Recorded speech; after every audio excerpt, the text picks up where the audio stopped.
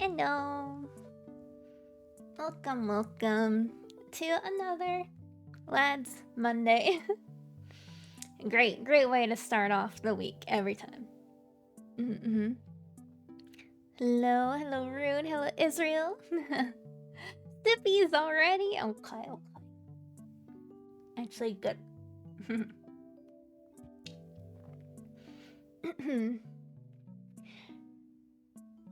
Well, let me see. Where did we leave off last week? I realized the last time I streamed on here was a week ago, which is like crazy. But I guess that was just this whole week, right? It's been a while. I know. Yeah, all last week I mostly streamed on TikTok only, so. But this week, a lot more streams on here. So today, Lads, of course, because it's Monday. Wednesday will be Repo. So that one should be fun. Look forward to that. And then just kind of finishing up some other games that I've been playing. Like I'll be doing A Date with Death and Hello Kitty Island Adventure because we have not got back to that. And I need to become besties with Pom Pom Puddin'. Should go back to the beginning of Lads. I would totally do that. I would do that. How you doing? I'm doing pretty good. I feel like all last week was very like meh. Just because I wasn't feeling super great, especially at the end of last week. But now doing a lot better. And you know what's perfect because great just in time for Lads Mondays. Alrighty, let me move over. I'm gonna continue where we left off from last week. I'll probably finish up Xavier's event first because I think it's like one of the last days. Yeah, my sleep schedule's pretty messed up, but it's fine.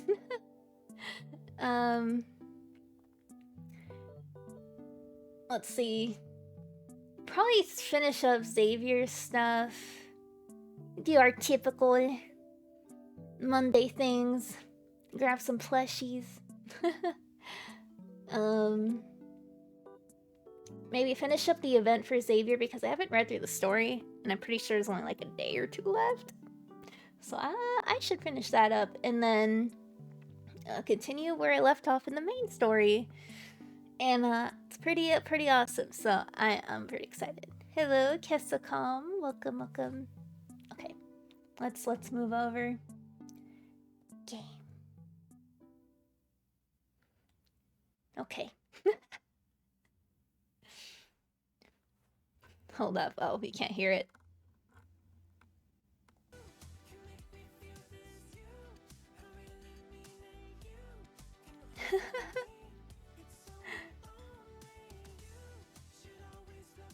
New people, yeah.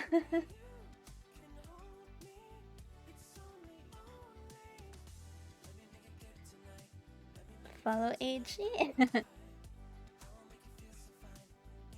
Okay. I just love this song, so I had to appreciate it for a minute. Let's get into the game.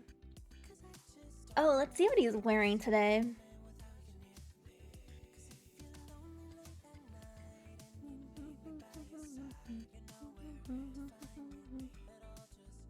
Which song? The one that's at the beginning of this. I don't know. You should be able to hear it. I was boiling some water. Oh no, you're boiling water. We all know how that goes. I brewed some black tea. Ooh. I also prepared fruit juice and vegetable juice as alternatives. Are you thirsty? What a way to start. At least he's not wearing the scarves today. I'll take it. Okay, let's grab all the things. How are your menstrual cramps? I'm good. That's a relief. I forget that they asked that. Any of the remedies I learned about. At least the snacks I stocked up on will come in handy. Whatever. Okay. Yeah, like I said, I'll probably finish up Xavier's stuff from last week. And then... What's that? Oh.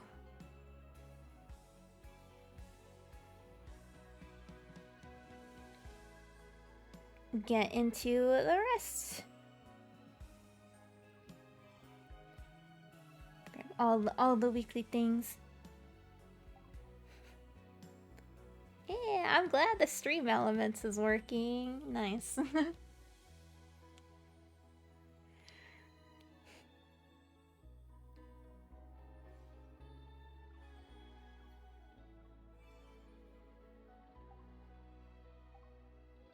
Okay.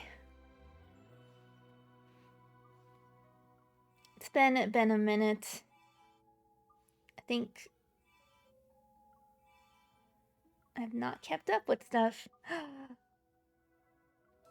Wait, I don't have it yet. We're trying to get that Silas card. Almost.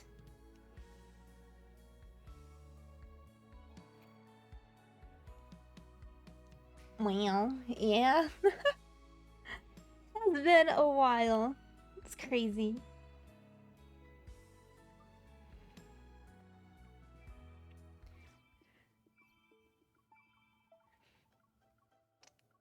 Let's do all the daily things. And then I can grab plushie. You know how we do it. I feel like we have a routine here for Mondays.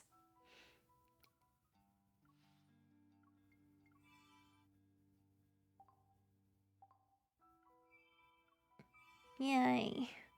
Okay, more of those. Awesome. Almost. Until we get that memory.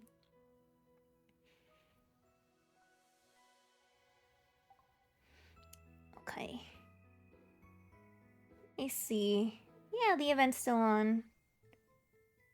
Awesome. Let me come back to that. Because before we get into that, let me get the plushies, of course. Let's see, what do we have? I still need Pumpkin Beanie.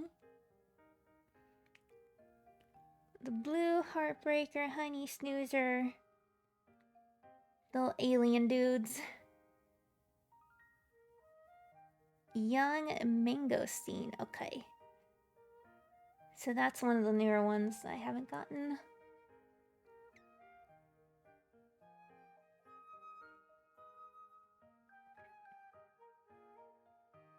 Okay. Ishko.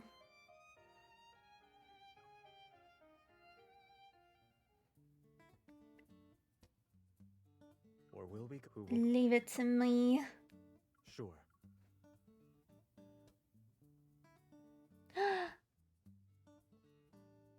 Okay, they do have a little pink fox. I mean, I already have it. Let's try to get a little alien dude. This isn't the one I need, but I'll take it. This is a special Xavier plushie.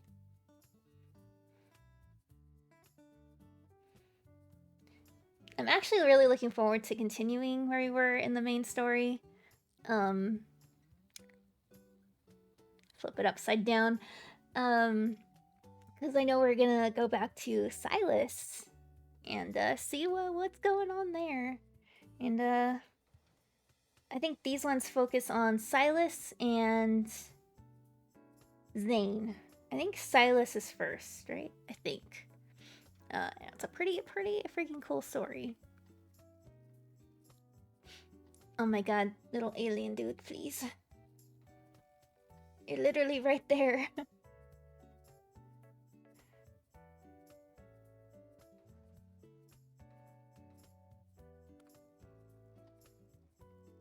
No. I got one more attempt. It's fine. I already have this one. I just want to get another one.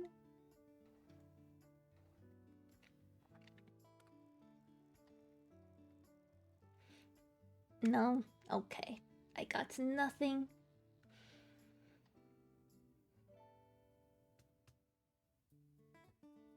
I tried. Is that all right?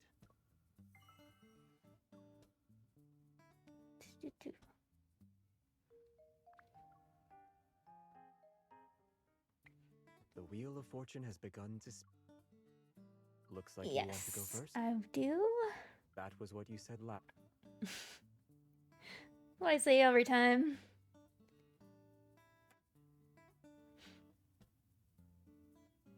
Hello, Mr. Waters. Jose Allen also questioned Nikki, what is Lads? Love and Deepspace. It's a popular otome game. Love and Deepspace is what it's called. Right now, I'm doing little plushie gacha basically in the game. And then I will get more into it.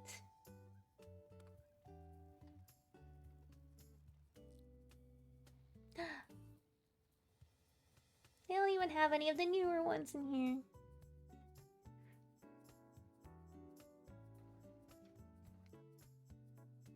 Let's go. No.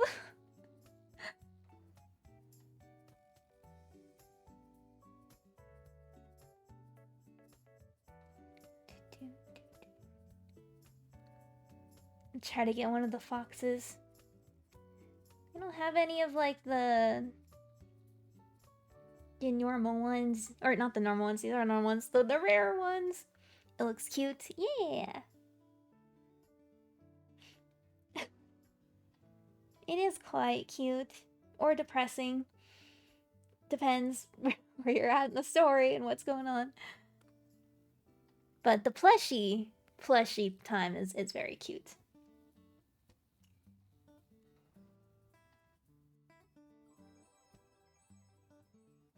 Yay! Hold up, there's one more fox. I'll attempt to get it, why not?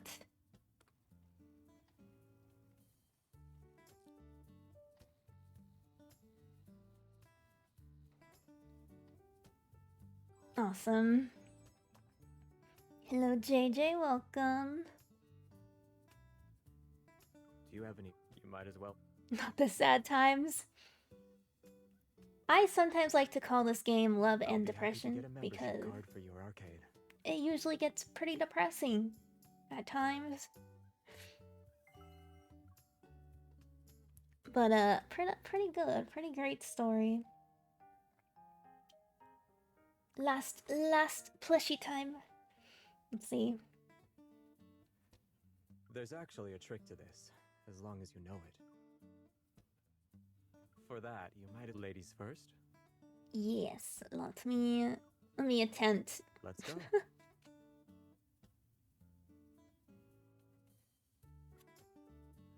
Please, newer. No.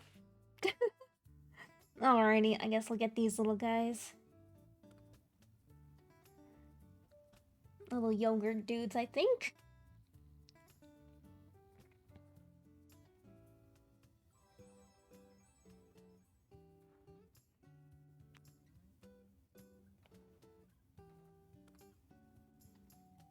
Yeah, like I was saying earlier this stream, gonna do the plushies as usual. W gambling. And then I know we always gotta do the plushie gacha. Every time. I'll probably continue Xavier's like little event story. Shouldn't take super long.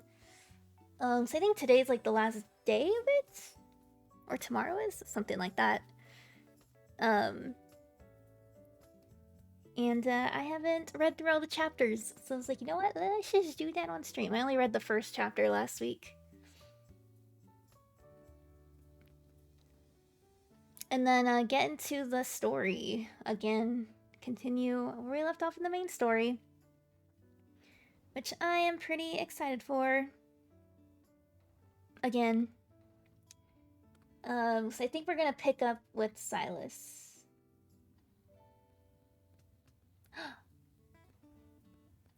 Okay. My god, last week when we were doing the pulls for that 5-star card. might as well buy a claw machine. I'll be happy to Is get it the a cooking membership one? card for your Yeah, engine. but it's like, where they're working at the plushie store or something.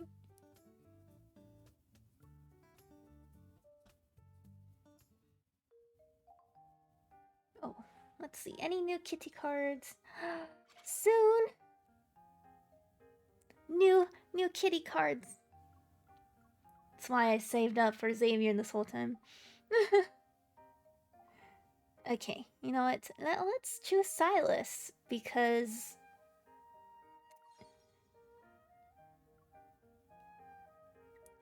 I'm pretty sure that's what we're gonna get. Still absorbing the luck. You know what? At least I got him. At least I got him. It only took me all the way down to like the end of pity, but we're good. I still got him. $30 to get that story. Yeah, just 30. I don't even know.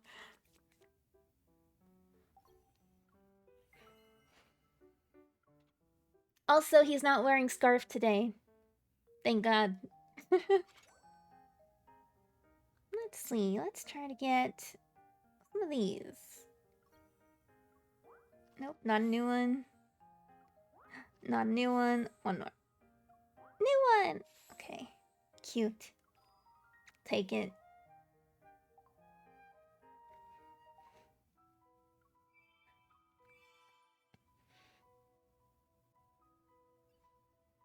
It's a bad sign. Look. I'm almost till I get the Silas card.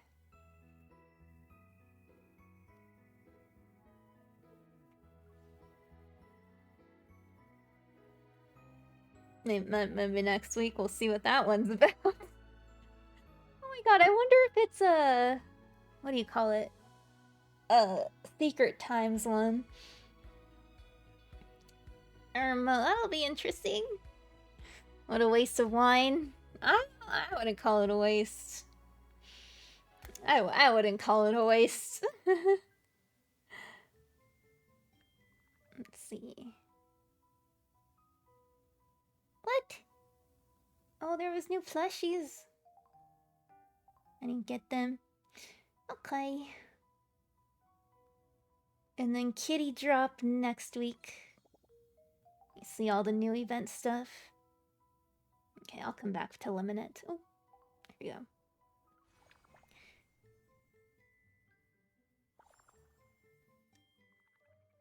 I don't know, let's just do the last two chapters. Because this is one where they're working at the plushie store. Like, we walk in and they're like, oh, hello, new hires.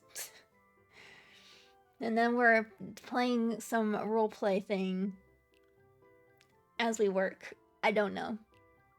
That's what I've gotten from the story so far. Pop-up store is doing well. Majority of the customers happily immerse themselves in the fairy tale we've created. Xavier and I are performing the Kingdom Ambassador ceremony for a girl who purchased a bun bun. We've reached the finale. Stop it! Oh my god! Okay, I'm thirsting over the same dude. He's quite gorgeous, you know? We hope you have a wonderful journey in our kingdom, my lady. Thank you, miss. Why is this taking so long? I'm gonna be late.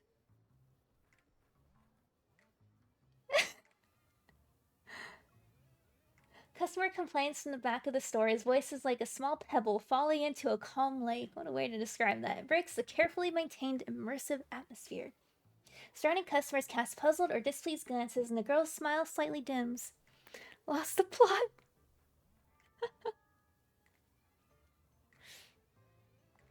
That was the card. This is like the little mini game event that was with it. Where they're like sorting the plushies or doing something with the plushies. Because they walk into the store and then the lady's like, oh my god, the new hires are here. And we're like, oh yeah.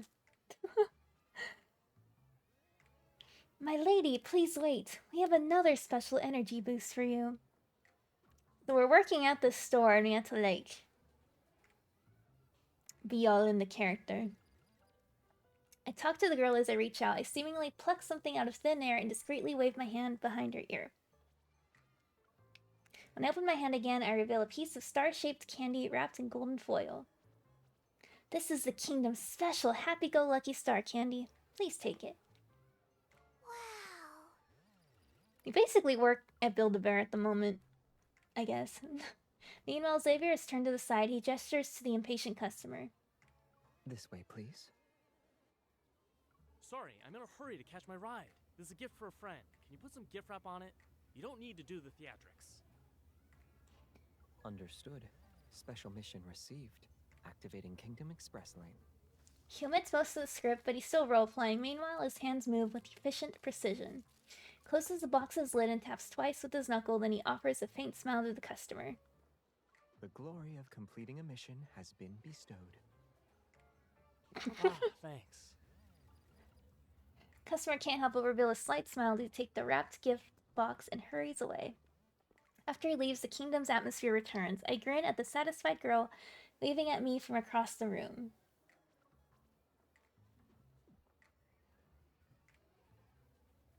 During our lunch break, Xavier and I sit in the employee rest area outside the store. Outside the store? Handled that situation well, manager. You were embarrassed during rehearsals, but now you're improvising on the spot. Express lane and the glory of completing a mission? It's important to prepare different approaches. That way you can accommodate all sorts of residents. Besides... Oh, his outfit is so cute. Trails off as his gaze softens. He gently brushes away the glitter that had somehow found its way onto my shoulder. I can't The let my bald best eye emo, partner's oh magic no. malfunction. I might have to change the size of it. Because I know there's like a very specific way that Twitch has you upload the emotes. So I have to see if I'm able to even do that. I guess this is the price for using the express lane. The magic accidentally got on you. Shouldn't waste it then. Can I put some on your face? Sparkle. Sure. Amused, I watch him and purposely play along. Why are you closing your eyes? I'm waiting for the magic to happen. Your number one used emote. Oh no, won't just if I be put here, that though. here. I look forward to it every day. Okay. Alrighty, last one. Of working at the store.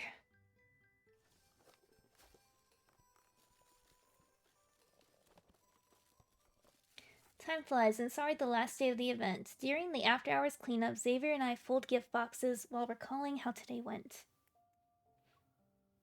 Just thinking about the same expressions and poses, his face is practically frozen from smiling. Customer service. When I see staff smiling all day at an amusement park, I'll sympathize with them. Practice makes perfect. For our next mission, we can greet wanderers with our radiant smiles. Why stop there? We can gift wrap protocors and bring them back to the association. Present them as star candies to data analysis. All the while, we'll be the kingdom's wise sages. Can't help but laugh as I imagine it. Then I calm down and pretend to be serious while zipping my lips shut. I have an announcement to make. I'll be expressionless for the rest of the evening. Wait, I feel like this is actually me. I feel like I'm done. What? I've been stamping things all day, but I'm still not satisfied. Normal fit. Yep. This is what he's wearing on the main screen. Still trying to process what he's implying, I blink a few times. He kisses both my cheeks to stamp me. There. Now you can be expressionless. What kind of stamp is that? I mutter to myself, and as I turn away, I can't help but smile. My eyes crinkle. Xavier, you did that on purpose. Every customer deserves a romantic shopping experience. As for our dedicated manager, I'm obligated to provide a heartfelt after-sales service.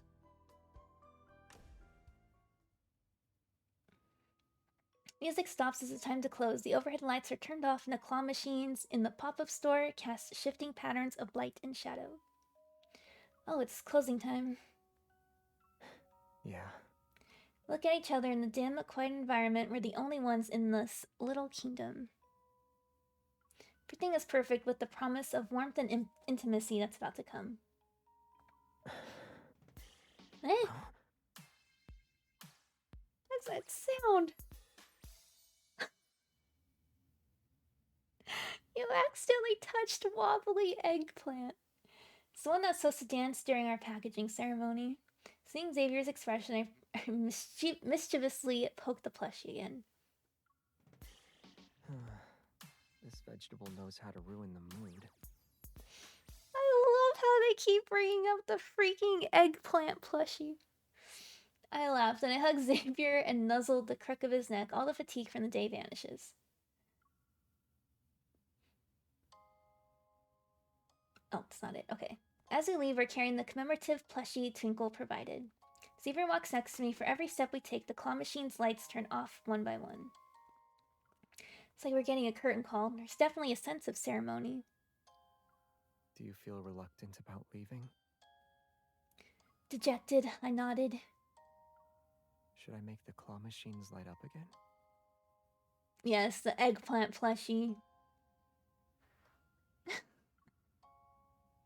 Which was one of the plushies limited event, like, in the game. And everyone was like, why? Why an eggplant? Like, they know what they're doing. It's okay, I feel like we're walking out a meticulously crafted dream.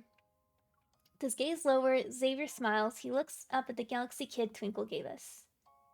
Two little antennae glow in our dim surroundings as if momentarily coming to life. Even after leaving this dream, he'll continue to accompany you on your journey. I know. I believe you. They know the players. It's definitely something. Everyone is like, I can't believe they actually have an eggplant plushie. And now they keep bringing it up. Okay. Did all the little things. Let's continue story. So we just did Homecoming Wings, which was the Caleb story, where Caleb comes back.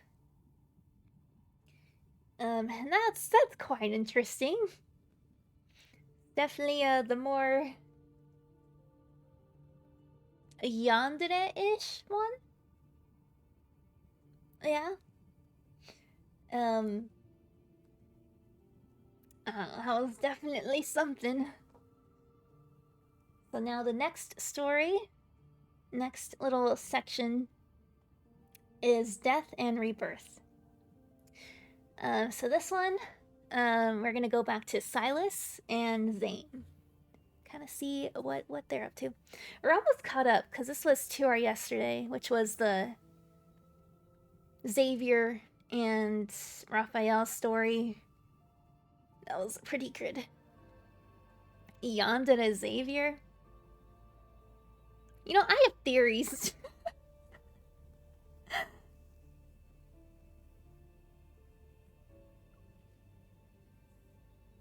I wouldn't mind seeing that.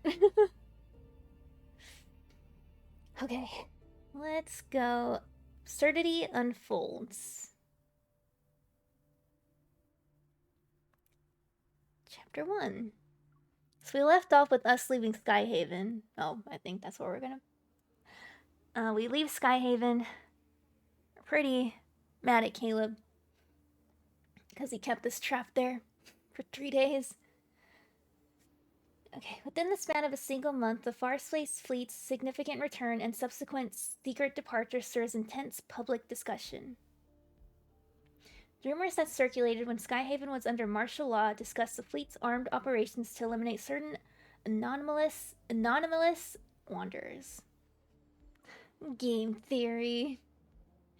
While no footage of these events has surfaced, the fleet's tight-lipped response has inevitably sown seeds of panic among the population. After the Cronoriff catastrophe, the Hunters Association released several reports on Wanderer evolution and their mutations. Is Xavier actually on today?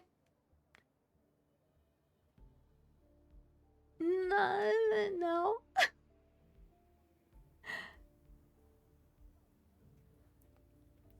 Yep, they were. Like humans, the Wanderers continue to grow stronger. Peace remains a distant goal for this world. As people grow increasingly uneasy about the fleet's mysterious operations, a bombshell announcement takes everyone by surprise.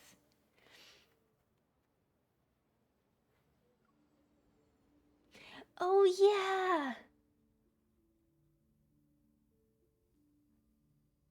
Yeah, Ever announces the imminent launch of a project called the Fountain of Ate.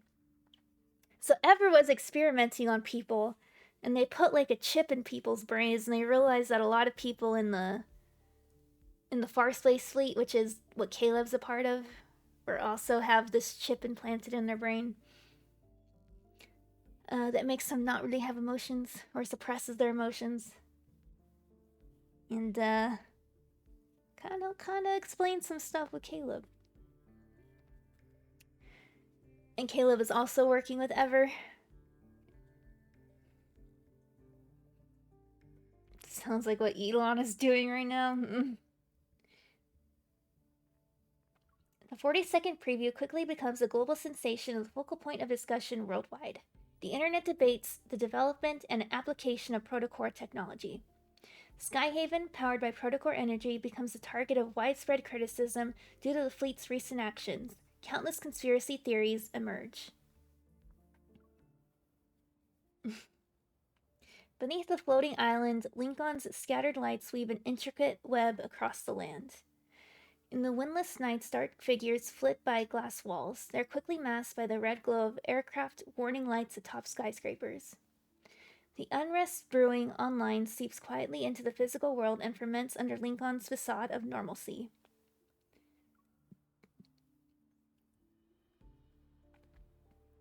Waves of controversial topics stroke the growing public outrage. The association becomes the primary target of this rising tide. In response, the association implements a series of countermeasures. This includes covert relocation of the spatium core stored in the association's building.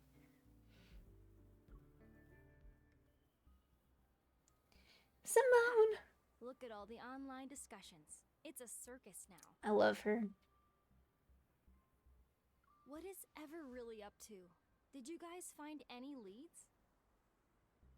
Throwing around phrases like groundbreaking achievement and the next step in human evolution. They've got guts. In a self-driving protocore vehicle, Simone scrolls through an endless stream of updates on her phone. Given their extensive research into protocores, they do have the credentials to back up such claims. As a protoist, Hello, Litten98. Welcome, welcome. But Ever... Oh, welcome. I love this game too. As a protoist...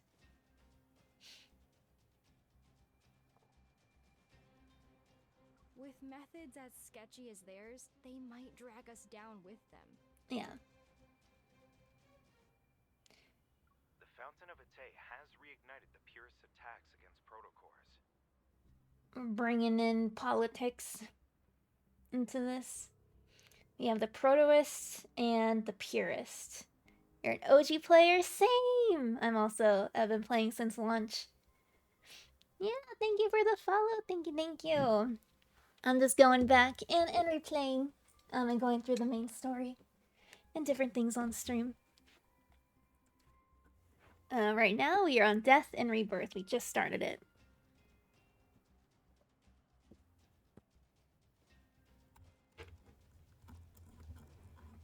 Okay. Cool. Pending.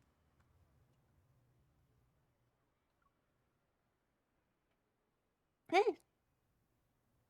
What happened?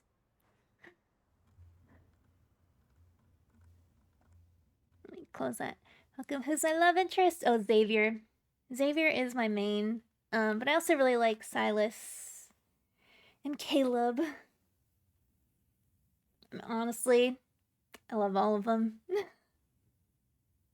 But if we're going by who I have to do pulls for, Xavier, main.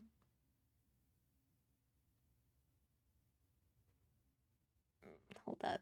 Let me.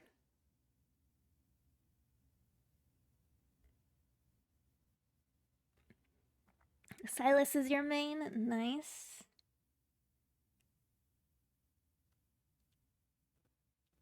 Hold up. It like.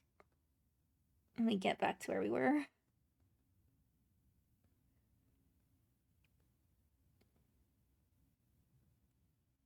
What happened? Most of your cards are Xavier's. He's your second. Yeah. I'd say Xavier main, Silas second, but then there's Caleb.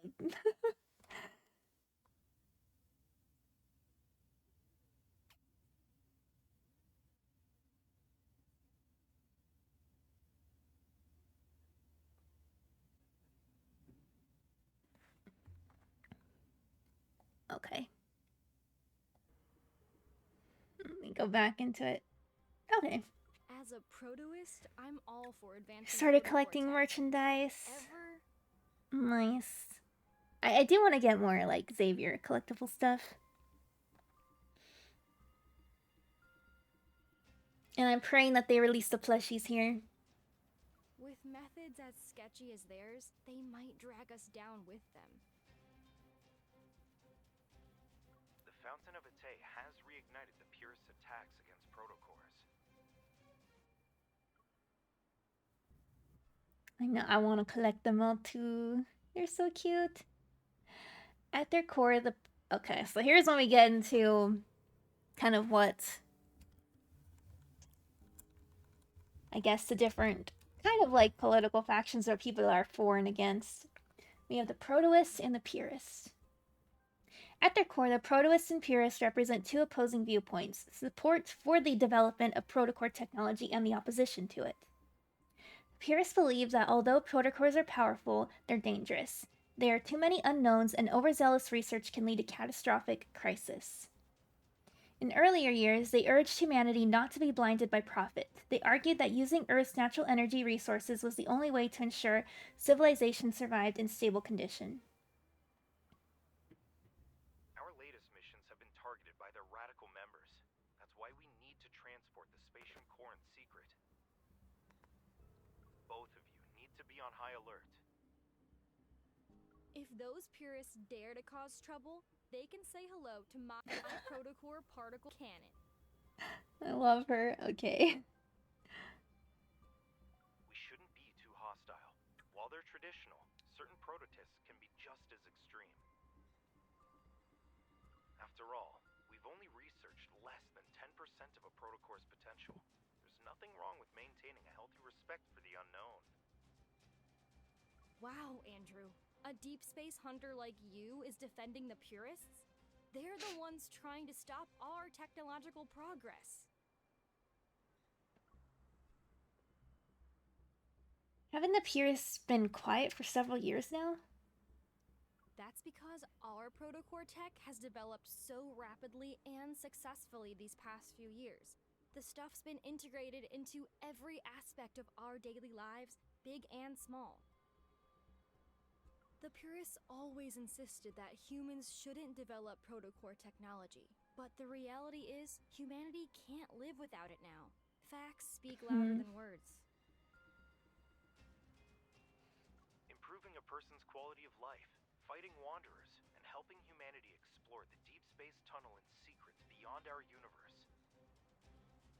The prototist vision for the future is being realized one step at a time. Without concrete evidence to support the purist claims, it's only natural that they lost ground. What about you?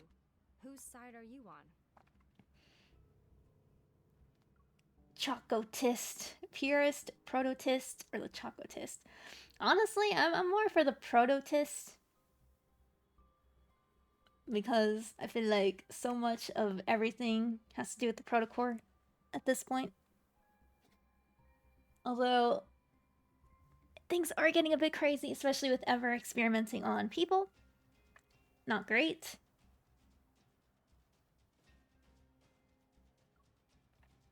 Assuming we can use science to look into protocore energy so that it can improve our lives, I'm with the prototist.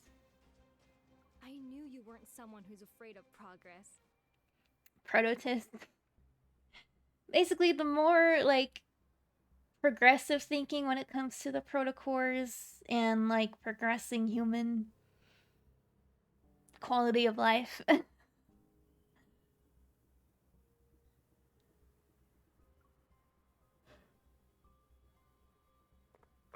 Vehicle passes through the tunnel, which is the last highly dangerous point on our designated route. The secure vault is at the end of the road. Metaflux levels are within a stable range. Begin storage intake procedures. We really worked hard today. Since this is our last shift, let's finish strong. Late night snacks are on me. Yay. Wait, there's a massive surge of Metaflux heading straight for us. Coming in fast. The readings are normal. You guys. Oh. That moment, a truck wreathed in flames and crackly with powerful Metaflux comes barreling towards us from behind. It's going at full speed. As soon as Simone and I jump out of the cargo hold, our transport vehicle is violently thrown into the air. An explosion releases searing heat behind us. We have an emergency. Transport vehicle IO9 is under attack. Coordinates are being transmitted, requesting backup. What's this flame? Before we can find our footing, there's something that went by fast. Protocore particles drift around an overturned transport vehicle. Through my blurred vision, I see several distorted figures emerging from the flames. Go. You're free. The unfamiliar voice is masked by the crackling flames.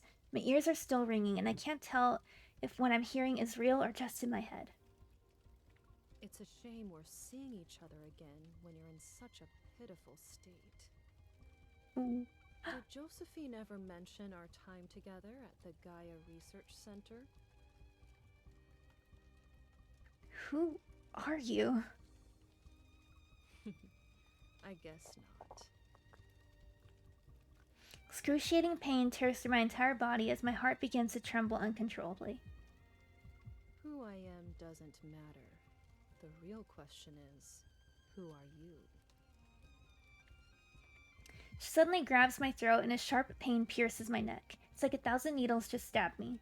I feel like I'm suffocating as I lose control of my limbs. My heart pounds violently while a chaotic force stirs within my body. Blood trickles down my forehead. Through my crimson-tinted vision, I see a container holding the spatium core roll into view.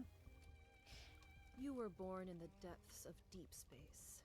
You were supposed to be ours, a one-of-a-kind, precious creation. Without the key, the Fountain of Ate will only remain a poor imitation.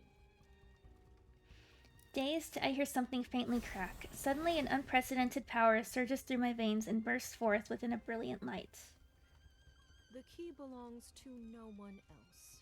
You are the one who holds all of its secrets. Okay, mysterious lady. Okay, transporting the spatium core was a classified mission for special operations. The attack wasn't revealed to the outside world. After spending 2 days in the hospital, Simone and I were ordered to suspend all missions and focus on resting until we made a full recovery. Afterward, Jenna secretly visited us to reveal the truth. The association president, as well as others, suspected there was a high-ranking mole in the association. Since Simone and I were now known to the enemy, we needed to lay low. Our temporary suspension was to protect us and serve as a smokescreen. Externally, the radical purist needed to be handled with caution. Internally, dealing with the mole would inevitably disrupt their plans. Jenna didn't really talk about the spatium core. She just gave me a look that told me to be patient.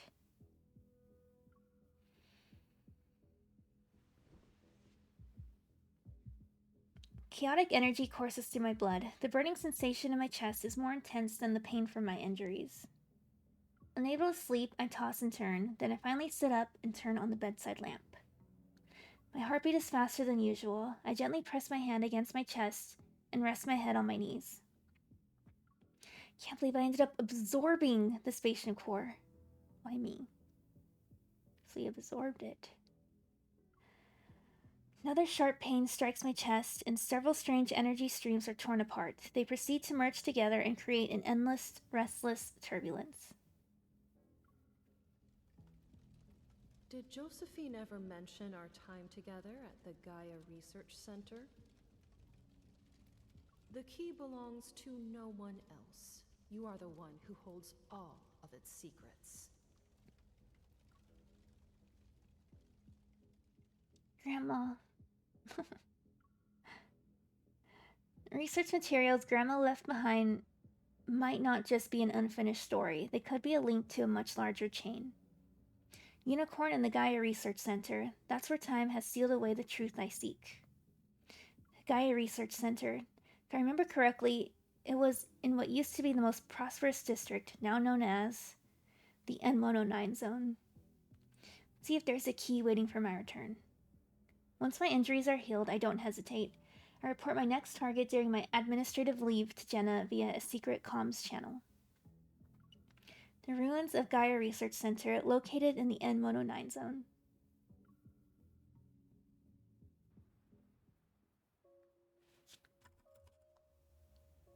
The Fractal Library. This is where Zane is. Amidst the snow-covered mountains stands a building of precise geometric perfection, the Fractal Library. It was erected at an unknown time.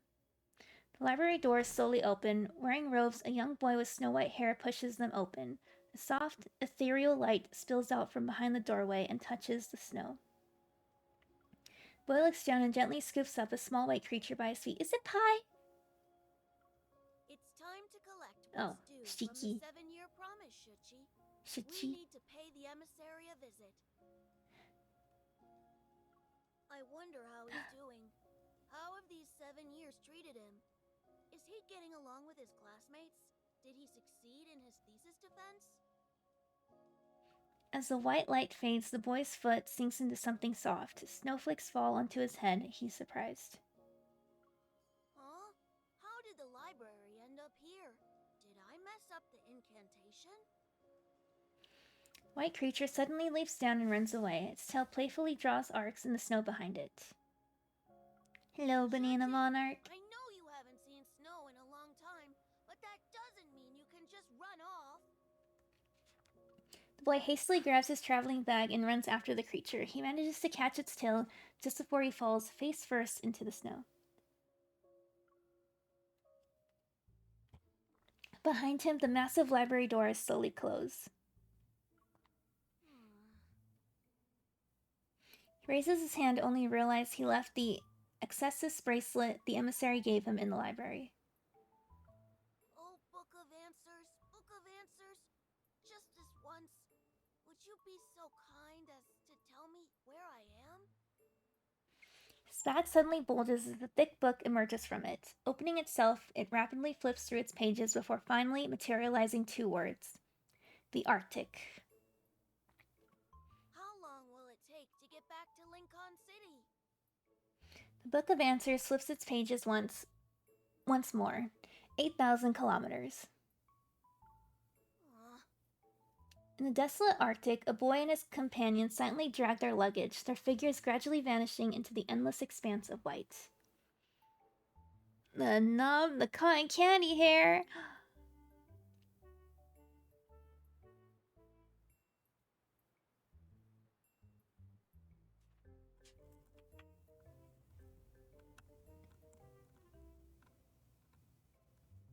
Why? That took a while for that to come back.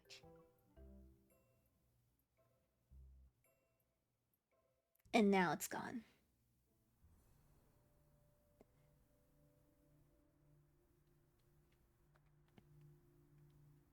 Oh, this one's shorter.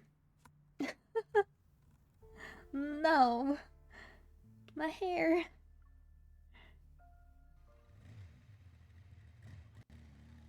Alrighty, I assume we're going to the N109 zone.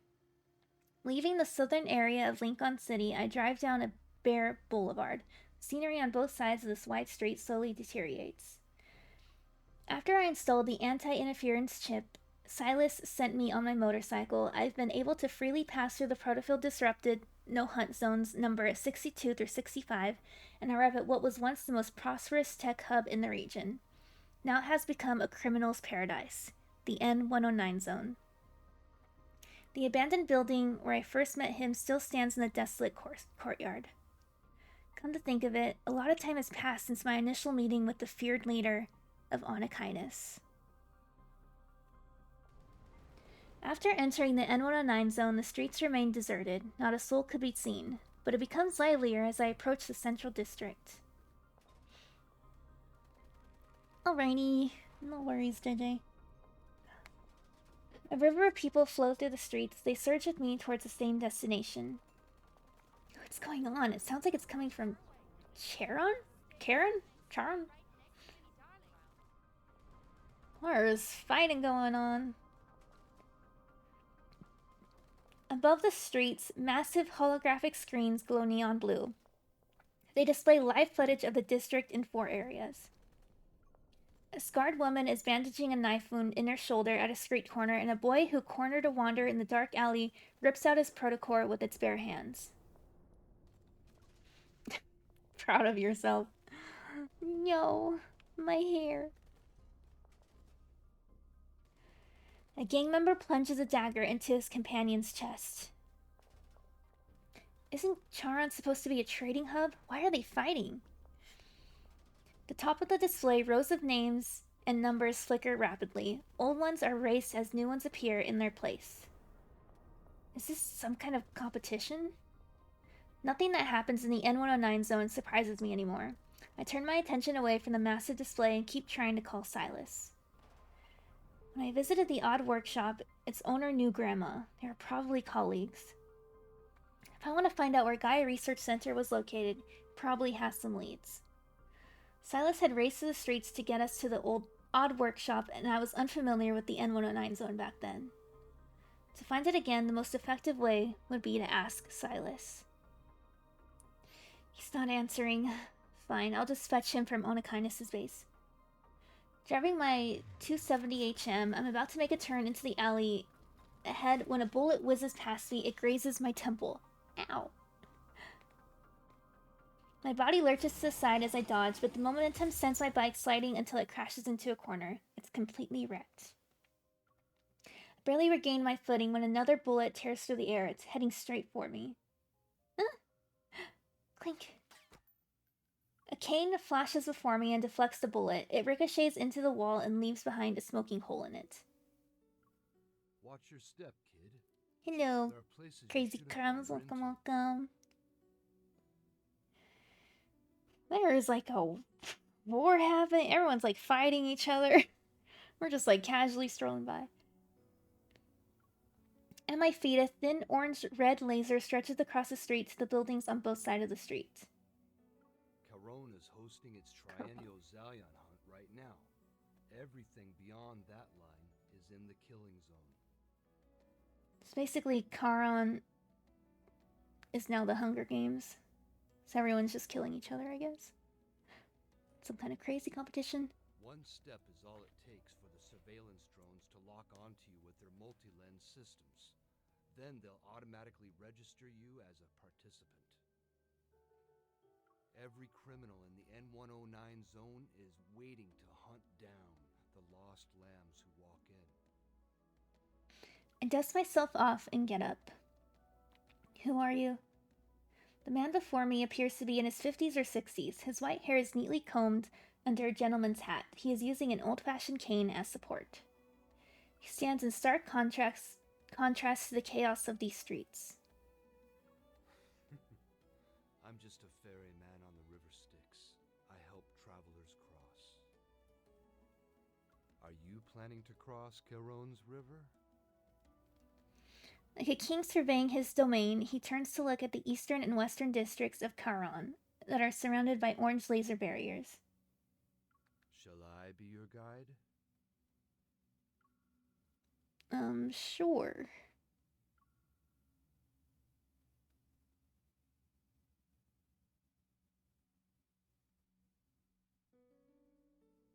Sure, but will I be safe to follow you? Reaches behind his ear and produces a round trip no bigger than a fingernail. This is an ID camouflage chip. If you have one, it masks your biometric data. Oh my gosh, thank you, Crazy Crumbs, for subscribing. Thank you, thank you. And welcome back 2 months.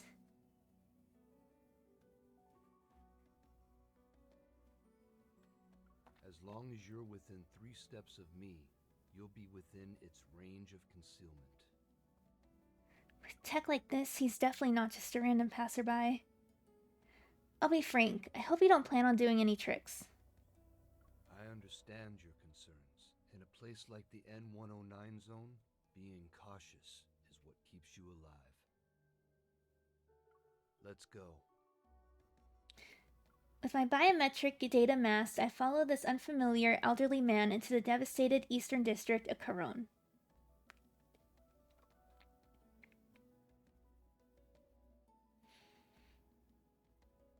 Interesting. Zion Hunt. AKA the Hunger Games.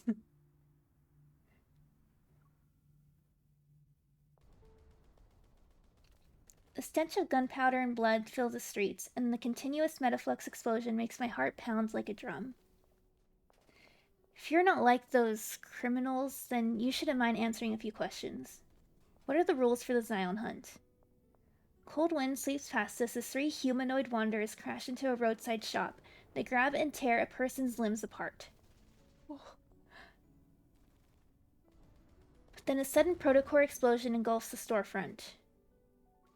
They're like that. Hunts of the primal variety. People become hunters and prey to fight for a gold coin. With it, they'll be granted one wish from the Lord of Caron.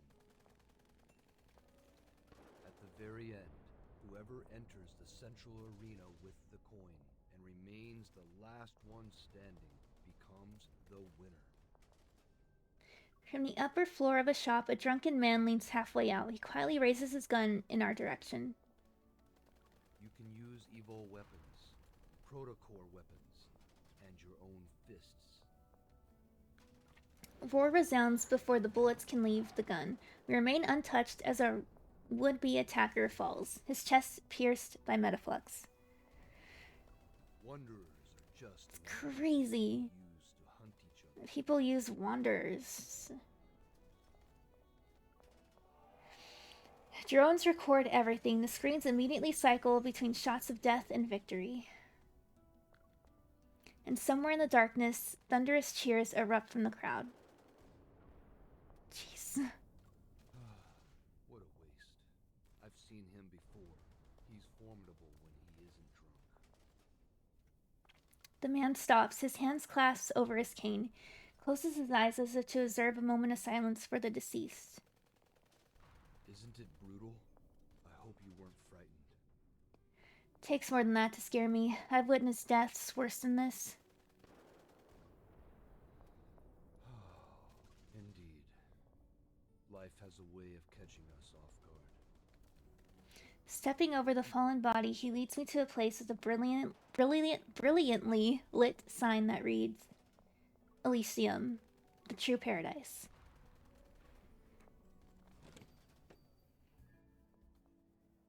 Familiar bar is packed tonight. Everyone clutches their drinks as they gather around a screen that's broadcasting the Zion Hunt. Here are the latest predictions. You can't miss these guaranteed winners. Come one, come all. Who wants to join the fray? Join us! Stop banging on my tables. Do you think hiding in my little sanctuary and drinking your life away makes you special? Hello, but why though? Welcome, welcome. Don't pay for my drinks. I'd rather drink myself to death here than get killed the moment I step outside. Amidst the cacophony of voices urging people to place their bets, this dangerous business, brewed from human lives, proves to be very enticing. A lot of folks are placing bets this year. But being the hunt's primary target isn't exactly a blessing. Opportunity is always born from danger. It's a traditional rule of the Zalian hunt. The elderly voice cuts through the air with the commanding authority. Everyone turns their heads at the same time. Our old man Dimitri's To watch the stream. Nice.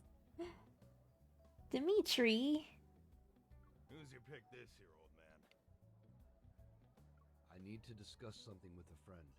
Would you mind waiting here for a moment? The meal sets here are good, and the drinks are decent. Give them a try if you're interested. I politely nod, however, I decided not to touch the food in this place. Yeah, I would not. Oh, dear. Why did you say our drinks are decent? You're so picky, Gramps. Pair of lemon-scented hands encircle my neck. Whoa. They quickly pull away before I can retaliate. The owner of Elysium moves to face me. Ah, we meet again, Missy. You're really something else if you know someone like Dimitri. His name is Dimitri? Who is he exactly? He's the Lord of Charon. As the true owner of Charon, Dimitri is the one who hosts the Dang. Zion Hunt. The arena at the center of the market belongs to him too. But Charon is supposed to be a free trading zone. How can a place like that have an owner? You're not the only one curious about it. But Dimitri's background... Elysium has been open for years, but I haven't heard anything about his past. Silas. Silas, the leader of Anakinus, keeps his distance from Dimitri. Come to think of it, Silas hasn't mentioned him before. Since this isn't our first meeting, let me properly introduce myself. Aslin. That's my Aslin. name. Nikki. Would you like to order something? I'll pass. I didn't bring my wallet. Aslan's lips curl into a mysterious smile. Elysium doesn't always collect payment in cash, and our services extend beyond just filling empty stomachs. Before I can ask for details, Dimitri returns and gives me a nod. I've finished my business. Come here. I'll escort you out. Behind the counter, Aslan lowers her voice and winks at me. If you need anything special in the future, ask for the connoisseur's menu. I'll give you a 20% discount. Bye-bye. Come back soon.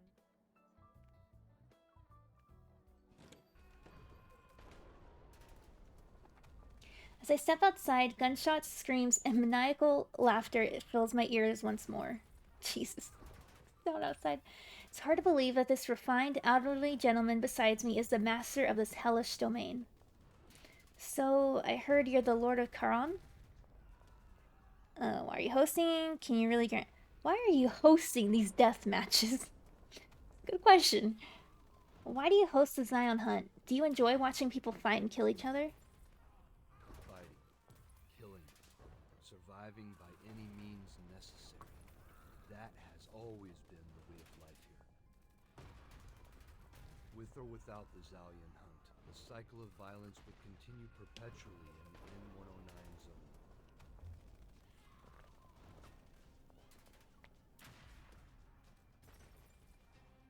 With Dimitri leading the way, every danger we encounter becomes something to walk past. It allows me to safely traverse this lawless battlefield.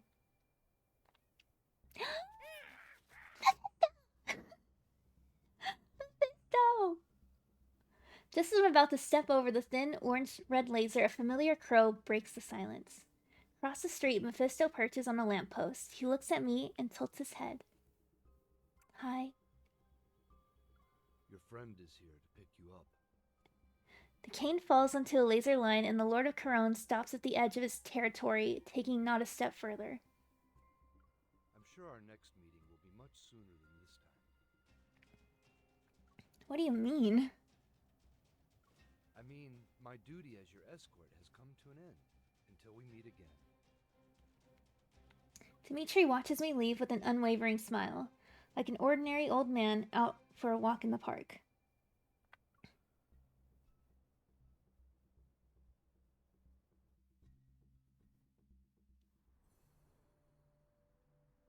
Interesting. I'm happy to see Mephisto. Okay, let's go to the match. Building a mob farm. Nice. With Mephisto as my escort, I arrive at the familiar base without a hitch. Thanks. As soon as I enter the building, I hear a violent explosion from one of the rooms. Is Anna Kindness's base also involved in the Scion hunt? The room is dark. Mindful of Silas's sensitive eyes, I turn on the floor lamp at its lowest setting. In the center of the room stand 4 egg-shaped gaming pods. What? 4 egg-shaped gaming pods. 3 of them are rocking back and forth, their surfaces covered in LED lights, pulsate in tandem with the explosion sound effects. Ah. I walk up to Silas's gaming pod and knock on it several times. Silas? Silas? Pisto's been caught. The base is surrounded. They're after you. Absorbed in his virtual world, Silas doesn't respond. Oh, come on. I walk away and settle into the 4th gaming pod, the only one that's empty. Inside the surrounding screens transform into an endless expanse of stars. Realistic sound effects immediately fill my ears. I fire up my spaceship and set off to pursue Silas's fleet. I lock onto the engine of the first ship I see, grip the controls, and open fire. Who was that? That's brutal. Pressing home my advantage, I target the next ship. It's immediately destroyed. Luke and Kieran. And just like that, the only ship remains in the game aside from mine. Must be Silas's. Activate the ship AI and lock onto ship Q313. Target spotted. Would you like to initiate tracking? Divert all power to the engines, don't let him escape. My ship's engines burst with brilliant blue light as I surge towards Silas's vessel. Ship Q313 remains unfazed. It gracefully spins away from my attacks as I close in. However, the elegant moves proves to be costly. The ship's tail grazes the meteor, which triggers red warning lights in Silas's cockpit.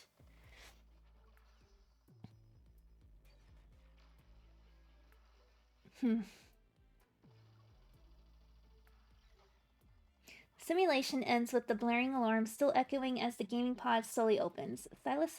Silas emerges and removes his hologram helmet.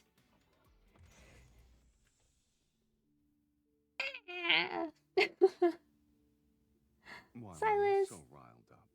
You blew up half the battlefield, too. Are you satisfied? Been a while, Silas, since you've been here in the story. I'm short on time. After I ask my question, I'll go. I expect him to make excuses about losing the game. Instead, he furrows his brow while he stares at me. What? You had something nice to eat? No, I was just at Elysium. The owner and I caught up. Playing dumb isn't very nice, kitten.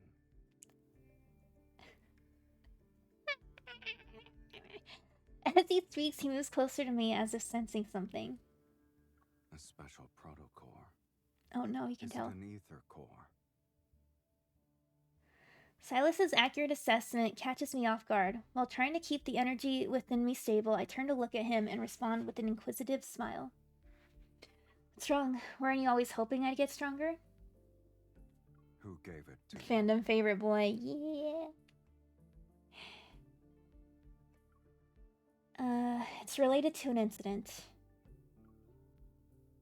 A few days ago, the Hunters Association Protocore transport vehicle was attacked. I was on it. I heard. The association How does getting he hear about this? humiliated is an excellent source of entertainment for the N109 zone. A strange person infiltrated the group of attackers. She found me and started talking about these bizarre things. That stuff is still uncertain, so I decided to tell Silas only the simplest parts. Just as I was on the verge of losing consciousness, my body instinctively absorbed the spatial core. You clipping that. His Adam's apple bobs once, and I catch a glimpse of the protocore in his eye, emitting a dizzying red glow. Before I can get a better look, he walks to the minibar. He downs a glass of liquor in one go. Turbulent energy within me instantly settles down, and I realize Silas is locked in an intense battle against his desire for the protocores. Setting aside the possibility that you're here to show off your shiny new protocore, what brings you to the N109 zone? I walk towards him and bring up a holographic map on my watch's interface. This map was created during Lincoln City's final field survey before the Chrono Rift catastrophe. And? As I continue to zoom in on the display, the words Gaia Research Center appears on the map.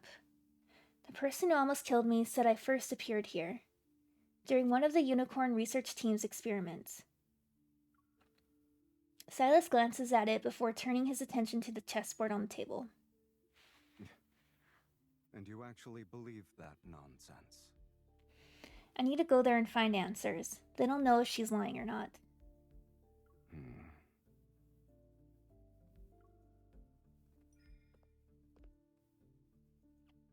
Our last game ended in a draw, so I quietly joined the chess match as Silas remains quiet.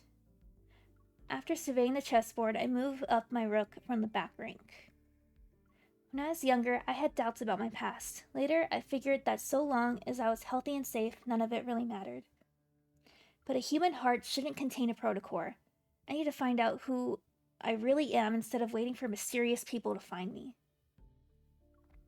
As soon as I reach for another piece, Silas immediately captures one of my pawns.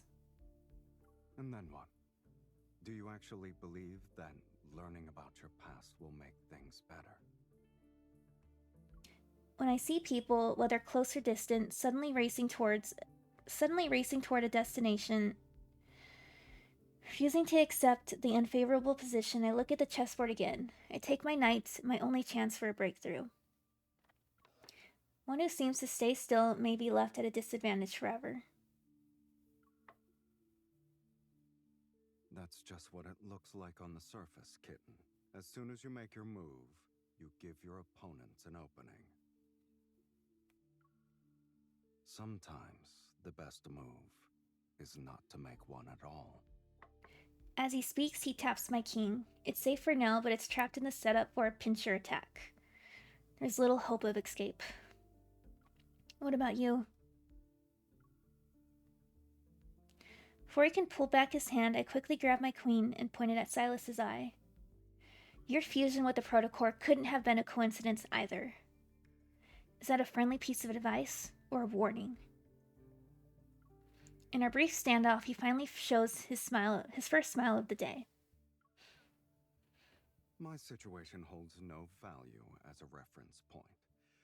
Those words were nothing but a distraction so I could win the game. Okay.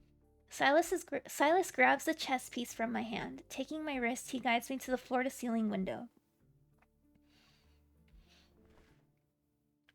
As the curtains slowly part, they reveal the night sky. Below us is the N109 zone in its entirety.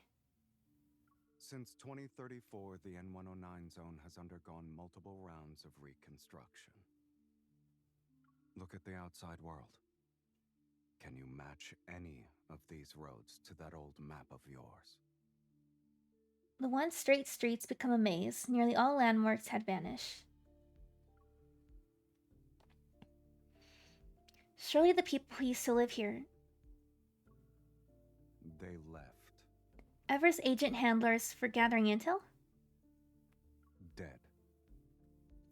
What about the odd workshop's owner? Surely he's... Unfortunately for you, he just left town yesterday. He won't be back until next month at the earliest. Very suspicious. I frown as my leads get cut off before me.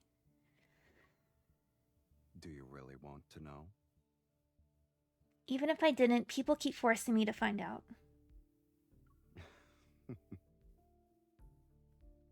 He pushes me closer to the window, then I realize it. The only person who knows the truth has been right here all along. There, underground.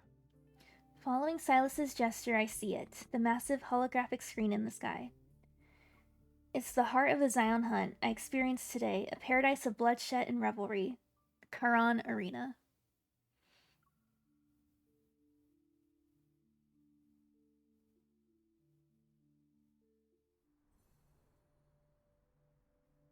Join the game.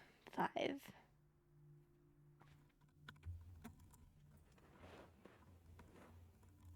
Probably go to the end of this one.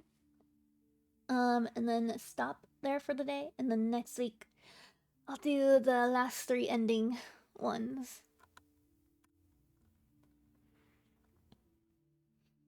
The massive holographic display makes everything feel strangely unreal. The latest rankings continue to scroll by. The individual in first place has remained unchanged since this afternoon. To hold a top spot for so long in such a brutal hunt, he must be strong. He's been at the top since last night. He's good. I'll give him that. Each change in the ranking marks the end of another life. They know it's suicide, yet they still eagerly rush in. Is that coin really worth it? I see you know a thing or two. But fewer than 30% of the participants are there for that coin. Oh. In the N109 zone, what matters more is the desire to hunt, the thirst for bloodshed, the craving for domination. Or a means to prove one's loyalty. He steps away from the window and the curtains close behind him. Through the gap, a red X appears over the first place portrait before it vanishes forever from a giant screen. Based on your experience, how much longer will the hunt last? Since the dazzling neon lights have been blocked, my thoughts become clearer. The safest option would be to search under the arena after the hunt ends. By the looks of it, the finals will start tomorrow. This stage always ends quickly. It never goes beyond 6 or 7 days. This year's hunt has some extra stakes involved, so the finals will be more intense. It'll be over in 2 days. After that... He walks to the sofa with measured steps and takes a seat. The arena will be demolished. Oh. What? Many have coveted the arena for years, but its owner isn't as young as he used to be. His grip on power isn't the same anymore. So, the vultures circling this territory already have a silent agreement in place. They'll host an overtime match once the Zoian hunt is over. Zoian? Looks like participating in the Zion Hunt is my last chance to find the Gaia Research Center. Breaking into the arena by myself is no easy feat. Who knows what awaits in the ruins of the research center? I can't waste too much of my energy on fighting. I need an ally. My gaze falls on Silas, who's sitting on the sofa. Don't even think about it, kitten. You've been watching the hunt unfold from the sidelines. Don't tell me you haven't been plotting something. Are you implying you're the one who has all the schemes? Pretending to be threatened by him, I playfully pin him down on the sofa. He said you don't mind me using you, and right now I really want to use you so I can get into that arena. It's not like you lose if you join. It's a win-win situation, right? If you want to drag me into this, flattery and tricks won't be enough. I'm afraid I'll have to disappoint you. You talk like I've that. guests to meet, so I can't join you in your gladiator game. Who? There's a knock at the door. Luke and Kieran, who had left the gaming pods, have returned. Their voices come through from the other side. Boss, our people just delivered their report. We've taken care of all the goods ever brought this time. Leave a few alive. There's no need to be too thorough. Yes, sir. There are a few troublemakers in the area, boss. Can we? Do as you please. Thank you, boss. I love Luke and Kieran. Your guests are from Ever? They came all the way here, saying they have a profitable deal to discuss. How could I not play the role of a gracious host? Planning to take them all down? Is it a bad idea? It's great, actually. With one graceful stride, he helps me stand, grabs my shoulder, and turns me around. Come. It's not like you're busy. Let's see what kind of presents they've prepared. After a high-speed ride, we find ourselves before some ruins. They're shrouded in mist and gun smoke. The air is thick with chaotic energy fluctuations. Frowning, I kick aside some unidentifiable debris and pick up a broken half of a wine bottle. 100-year-old wine, empty jewelry boxes. Don't tell me these are your welcome gifts. Silas casually responds as he slowly circles the area and takes in everything. They know I won't show up, yet they're still playing a game of pretense. Would you like to guess the reason, kitten? Either Ever is confident enough to think you'll accept their deal, or the deal is just a front. They're hiding something that can be used against you. That's why I won't sit around waiting for them to make their move. People only show their hand when they're backed into a corner and desperate to survive.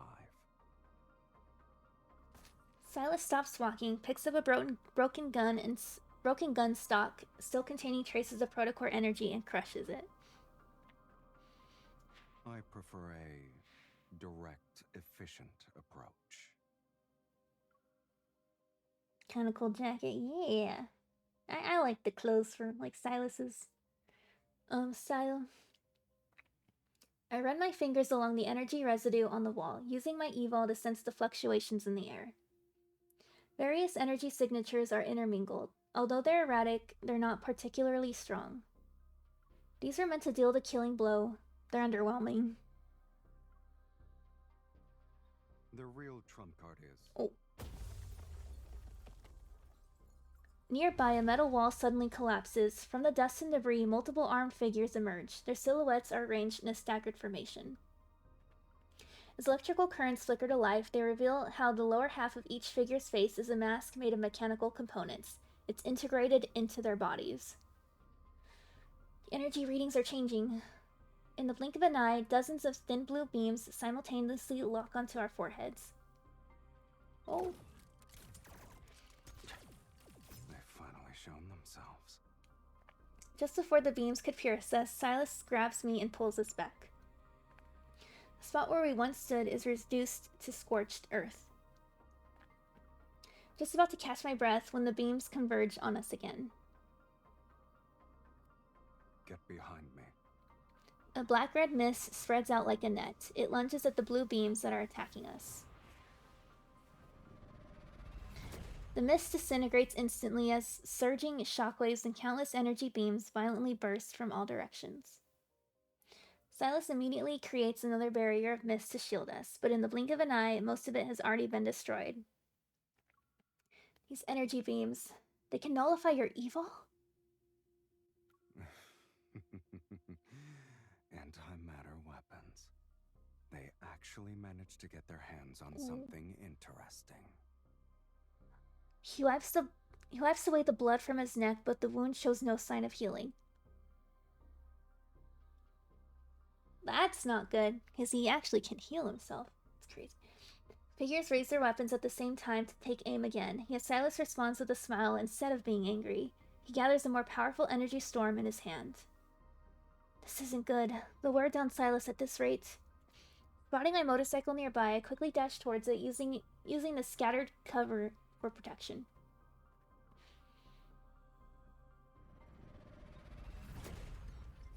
After another explosion blast, I race through the lingering dust cloud and return to Silas's side. The thundering roar of my bike's engine envelops us. Come with me. The motorcycle roars at full throttle as we weave through the N109 zone. The sound of gunfire is hot on our heels. I duck and dodge the explosions around us while Silas sits back in the passenger seat. He wields his protocore weapon as if he's playing a shooting game. Are those really antimatter weapons? Silas, were they specifically designed to take you down? They're just cheap knockoffs, kitten. Keep your eyes on the road. Besides, a group of shadowy figures closing in behind us follow as Silas's evol strikes them down. I'm not alone. I have you. Two motorcyclists in black close in from both sides. They're trying to slam into me at the same time. I'm just a driver who follows the traffic rules. How would I say that? Already at full throttle, I make a split-second decision to step on the brake. I let my motorcycle fall back to dodge their coordinated attack. Nice. They're putting up quite a fight. How are you planning to shake off these guys? They don't have the energy fluctuations I'd see from those monsters, nor do they show any signs of being modified. But their movements are mechanical and rigid. It's as if they're following someone's commands. We don't have much time. We'll reach Charon in 2 blocks. You better not forget to turn. Let's not crash into it, kitten. The boundary of the killing zone is ahead. The last untainted street marks the line between Sanctuary and Hell. A perfect, foolproof plan quickly forms in my mind as I push my motorcycle's horsepower to its limits. True. Entering with the leader of Wanakainis? Amidst the wild howls of our pursuers, I charge towards the laser barrier. Well, that means I might end up being a target with you. Time seems to slow down as the orange-red light sweeps over the front wheel of my motorcycle. It washes over my bike and Silas, who's behind me. Clearly aware of Charon's rules, our masked pursuers stop just before the boundary. They're forced to watch us slip away.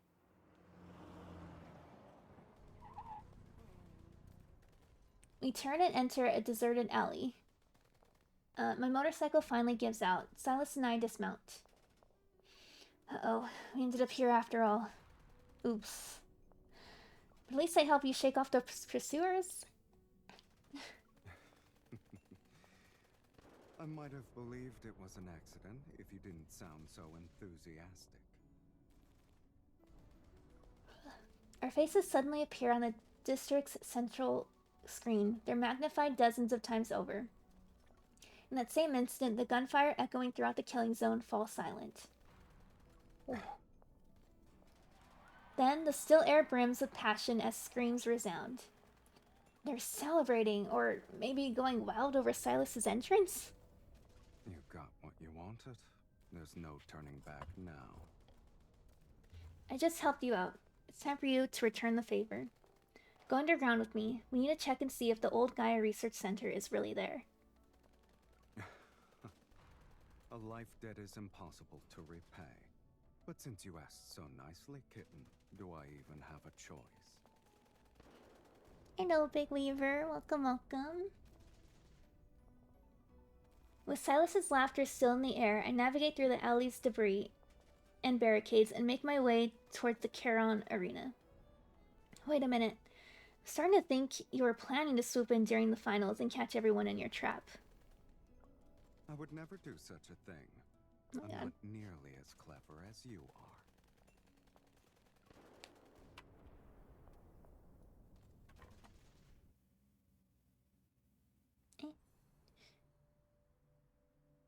Okay. Number 6, hunting moment. Hope you're doing good. I am. Thanks for asking. Having a pretty good day. Okay. Countless bullets whiz above our heads as I take cover. As soon as I crouch down, a missile destroys half of the wall before me. Jesus. Silas, watch your head.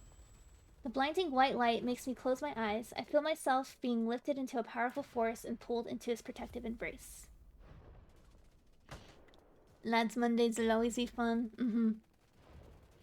I always enjoy this day. Silas carries me like a cat. Wait, with one arm around my waist, he kicks open a door and rushes into a building.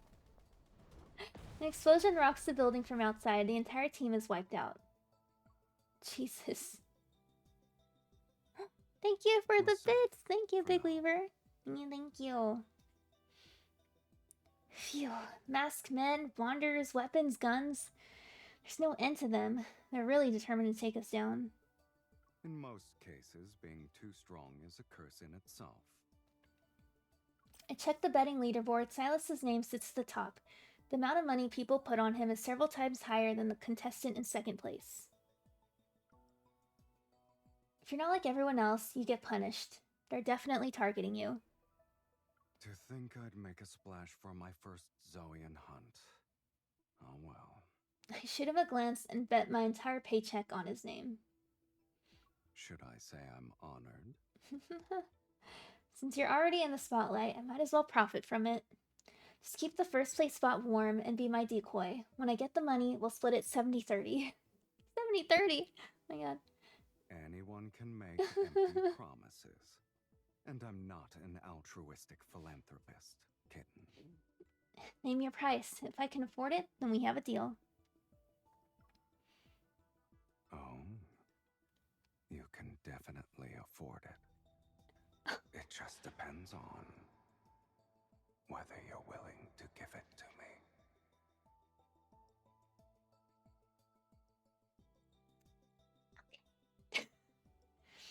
His right eye begins to glow with an eerie red light. My heart races. I try to look away so I don't get controlled.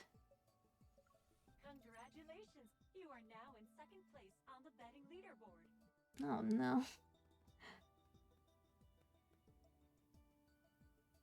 Silas fiddles with his phone. It's followed by the melodic notification sound of a successful payment. What are you doing? I placed a bet on you. Now you have the highest odds in the game. Jesus Christ, this guy. Okay. If you win, I'll make a fortune. Do you want to match my wager? I shouldn't have underestimated you. You never make a terrible deal. Don't forget to split the winnings with me. 80-20. Oh, you're so greedy. Just as our conversation helps me catch my breath, there's a rustling sound from the corner. Shh. I creep silently towards the source of the sound, then I turn around with my gun raised. Please, oh. Don't hurt me. My gun is pointed at a frail old woman who's barely alive. Finding someone as old as her in the Zoian hunt seems unbelievable. But this is the N109 zone. Instead of lowering my gun, I tighten my grip and take another step toward her. How long have you been eavesdropping? Before I can ask another question, Metaflux suddenly surges. A wanderer materializes and instantly lunges at the old woman. Look out! My hunter's instincts take over before I can think. I try to protect the elderly woman by throwing myself over her. As I brace for impact, shards of Metaflux explode behind me. They're intertwined with wisps of familiar mist. Huh?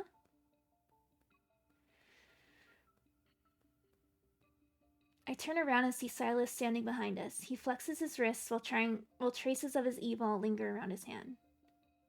I take my eyes off you for 1 second and you just rush in. The association definitely trained you well, kitten. I'm grateful that you rescued me and gave me a backhanded compliment. Just as I try to push myself up, a sharp pain shoots something. I look down. A dagger pulsing with evil energy is lodged in the right area of my abdomen. Ah! Ouch, ouch, ouch, ouch. And the old woman's trembling hands clutch its handle. You? I didn't mean to. Uh-huh. I was trying to kill the Wanderer. You're the one who got in the way. Uh-huh. That's a very likely story. Silas picks me up as the old woman releases her grip on the dagger and flees. Fool. Ugh. A black-red mist starts chasing after her, but I hold back my pain and press down on Silas's arm. I shake my head. Let's take care of my wound first. I just got stabbed. I grab the first aid kit from the shelf and sink into the couch. I open it and search through its contents. Let me do it. It's fine. I can handle it. You slipped several times already. I don't think you can handle it. It's not that bad. Hey. Yep, the old lady stabbed me. Black-red mist grabs my arm and lifts me into the air, yet my fall is unexpectedly gentle. I find myself lying across Silas's lap as he sits on the sofa. The first aid kit lands next to us. You'll break the latch if you keep doing that. The medicine sends a sharp pain into my wound. Trying to distract myself, I stare at the tangled cables on the ceiling. Have you counted how many cables are up there? Shh, don't interrupt me. I only got to 27. My attention shifts as I meet his watchful gaze. Does it hurt? Yes. What a Swiss cheesener. That's what Silas was about to do. It really hurts. This is a special antiseptic from Caron's black market. No one has ever claimed it doesn't hurt. It's extremely effective since it makes wounds heal 10 times faster than normal. Really? The pain is worth it. I lied. It's just a saline solution. Okay, Silas. Wow. Silas discards the cotton ball after he finishes cleaning the wound. He holds the hemostatic dressing between his palm, then he pauses. You seem distracted. Are you thinking about that old woman? Yeah. Are you mad? I'm not. It's just... I wouldn't say I'm angry. I'm just curious about what made her and the other people who live here turn out like that. Maybe they don't think anything is wrong with what they've become. One man's hell is another man's paradise. He applies a small amount of pressure to my wound. I wince and catch the playful glint in his eyes. You can barely take care of yourself right now, but you're still going to worry about others? Most people here are foolish. They run after their desires and never realize the treasure they were born with. Don't tell me you're talking about their lives when you say treasure. I'm referring to their soul. Silas tilts his head slightly and points to his eye. Even at just 21 grams, the soul 21 grams. is one of the most precious gifts the universe has given to humanity. When you collect souls, are you basically stealing from the universe? Did you just change the subject by making fun of me? Can you stand up? You shouldn't underestimate me. You shouldn't underestimate me. Oh, there it goes. I jump up from his knee and stretch my limbs to prove I'm fine. Ow! Why would you do that? Don't push yourself. In this game of life and death, even the smallest vulnerability could cost you everything. Leaving right now wouldn't be a good idea. Stay put and keep quiet. Hearing the sounds of gunfire in the distance, I think for a bit before agreeing with Silas's assessment. But just as I'm about to sit down on the couch, I see a familiar blue beam appear by Silas. Silas! Ooh.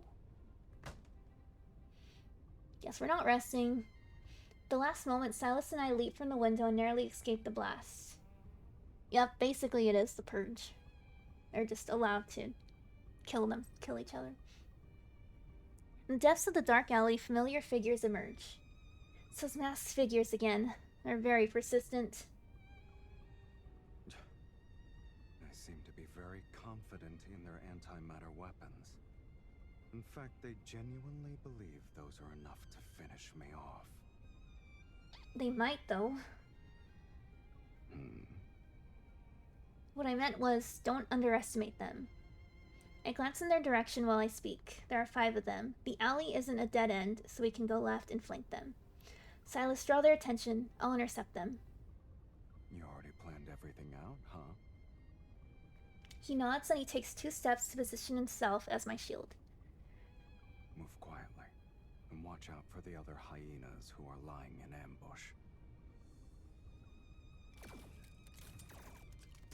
After the final thunderous blast, the dark alley is once again swallowed by nighttime fog and deathly silence. Are you okay?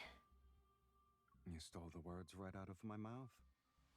Silas quickly checks my waist for any signs of bleeding, then he turns his attention to the broken weapon and lifeless figures on the ground. The numbers don't add up. Almost 10 of them are missing. Hopefully they're already dead somewhere else. They won't die that easily with weapons like those. They're most likely in hiding and waiting for another chance to strike. How did they know we were here? Did our popularity give us away? Silas takes my wrist. His fingertip brushes against my inner arm. My fingers curl out of reflex. What are you doing? He releases my wrist and holds up an almost transparent chip between my fingers. Oh, what's that? Silas crushes the item and drops its internal components to the ground.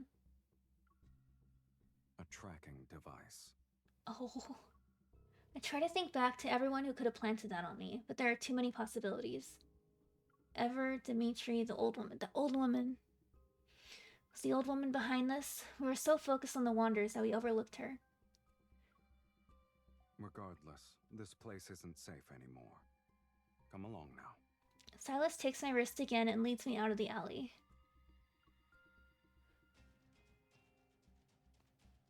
Dang.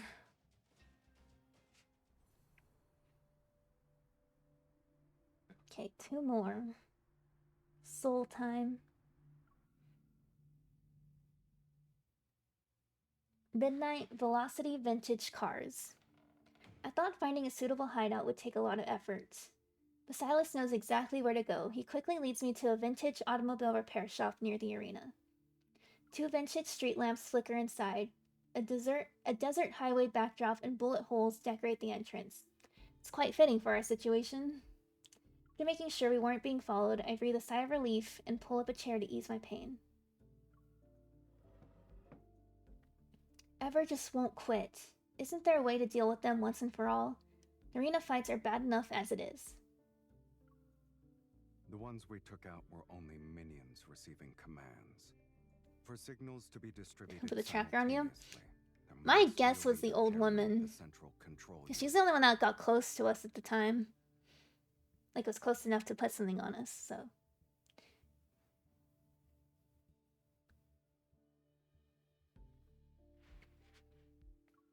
Take out their control unit, and we can disable the entire group. Speaking of which, I detected an unusual metaflux fluctuation when I encountered them. Silas turns around to look at me. What makes it unusual? I'm not sure how to explain it. Maybe it's connected to that control unit you mentioned? They've really been busy behind the scenes. They're using protocores like they're toys. Silas averts his gaze and turns away. He walks to a corner of the shop. Change of plans. We need to step up our game. What? Find the leader, neutralize them, and extract the control unit. We're going to do reverse tracking? That might work. I'll use those unique fluctuations to locate them. Silas crouches down by the decorative bar counter along the wall. The sound of rummaging soon fills the air. What are you doing? Oh, are you looking for weapons? I'm hungry, so I'm looking for food. I sit up. My interest is piqued. Is this place one of your properties? Maybe. Those with refined tastes know how to seek out places that match their standards. The vehicles outside are enough to prove the owner's discerning eye. Of course he'd own like a vintage car place or something. I spoke too soon. After retrieving a bag of food from the cabinet decorated with wooden crates, Silas returns to the small table, a look of displeasure on his face. These are emergency rations. If you're not picky, try to eat as much as you can. Canned food? That's not too bad. I thought it'd be much worse considering how you acted. Weren't you the one who kept asking for more home comforts at the base? The base is for living, but this place is for surviving. The standards are different. But seriously, have you thought about making your chefs develop canned foods? With their skills, we could have gourmet canned food experience next time we end up in a situation like this. While I keep rambling, the cans are opened and arranged. Silas gives me a look, but doesn't argue. What? How's your wound? No amount of talking will change that pain. I'm starting to think the medicine wasn't normal. It hurts even more now that I've stopped moving. Take a huge bite out of the canned luncheon meat. I try to distract myself from the pain by chewing. As I reach for the energy drink, his hand hovers above the can. He sprinkles a medicinal powder over it. I stare in disbelief. Do you just spike my drink right in front of me? Are 2 painkillers going to be enough to knock out Lincoln's finest hunter? No. I know you want to stay alert. You're worried the extended release painkillers will slow your reactions. Keeping you safe for half the night will be easy. I'm here, which is more than enough. Picks up the can and moves the luncheon meat aside before setting it down in front of me. Small table becomes a chessboard once again, but this time my opponent sends his piece into my territory to supply his queen. As for whether you want to let your guard down for half the night, that's up to you, kitten. Drink it. Since you put it that way. Under his watchful gaze, I alternate between sipping my drink and eating.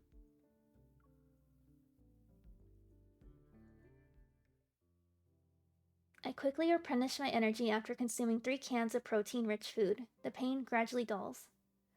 Looking at my leftovers, I notice that Silas has barely touched his food. With a questioning look, I wave the can at him. I'm full.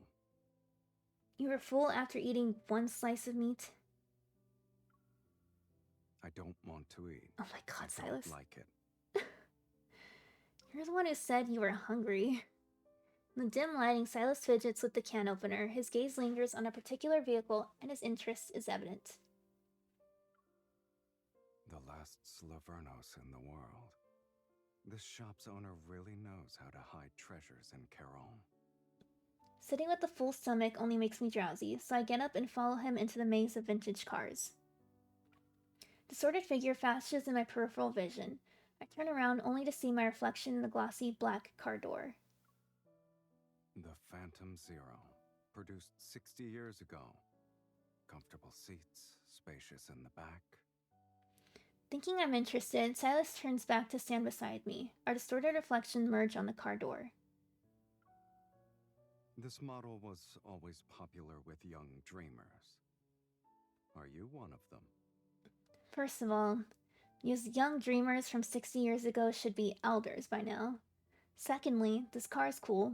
I won't deny liking it, even if you make fun of me. I wasn't. He does something I can't see, and the pitch black Phantom Zero's headlights suddenly turn on. They cast their beam on another car in front of us, or in front. I have daydreams too. Of course it's this car. Under the circle of headlights, the car stands like an actor center stage who's waiting for its story to begin. Silas steps into the light with one hand in his pocket. Unhurried, he leans forward with his hand on the car door to get a closer look. Is this what you mentioned earlier? The Silverno? Slaverno means explorer. It was the last model this company produced before going bankrupt. Sounds like they were exploring different methods to escape their desperate situation. Curious, I peer inside. A fine layer of dust has settled over the interior. Exploration might not have ended well, but at least the name shows they never gave up hope. You have a knack for spinning inspirational tales. He looks more relaxed as he's leaning to the side. Against the car door, he looks at me. In reality, there was no tale about surviving despite the odds. It was just an ambition that withered before its time. In their final moments, they poured their last defiant breath into crafting this car's body and soul. What stands before you now is an embodiment of ambition that died 60 years ago. The car's headlights illuminate one side of him. They're almost blindingly bright. Looking at his reflection in the car window, I can't help but think that if this car had a soul, it'd be just like Silas. I understand what he's trying to tell me. The essence of exploration is desire, and desire in turn fuels ambition, pushes us to explore beyond our limits. Just like me. Me, who's always been searching for every kind of truth.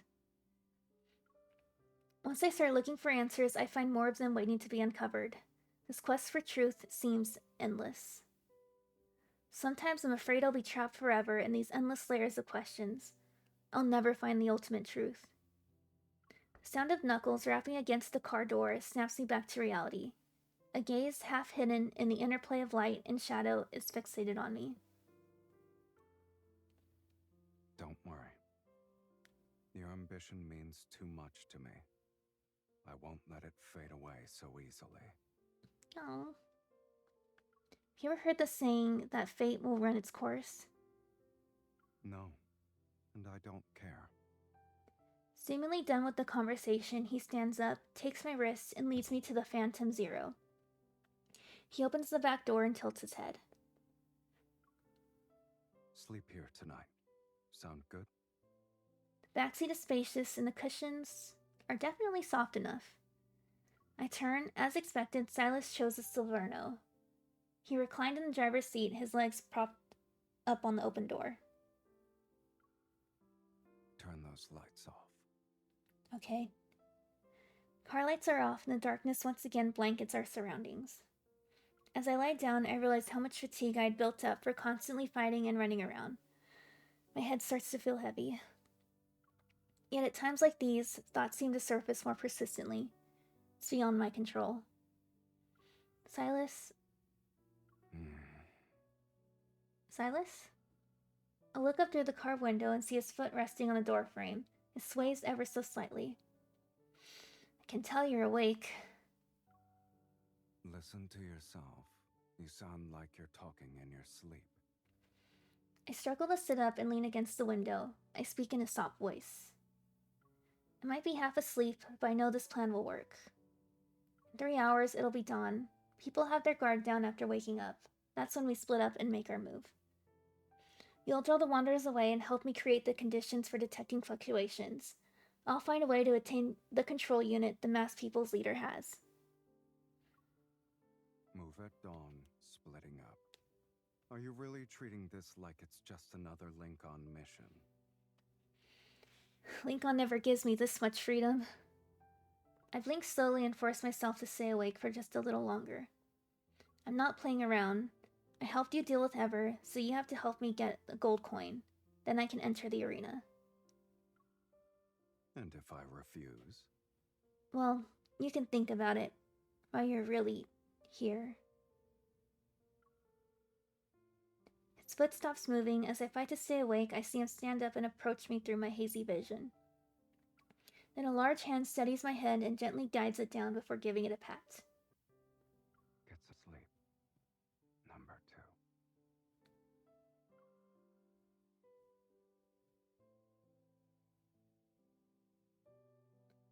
2. Okay. Last one of this little chapter, of chapter 1.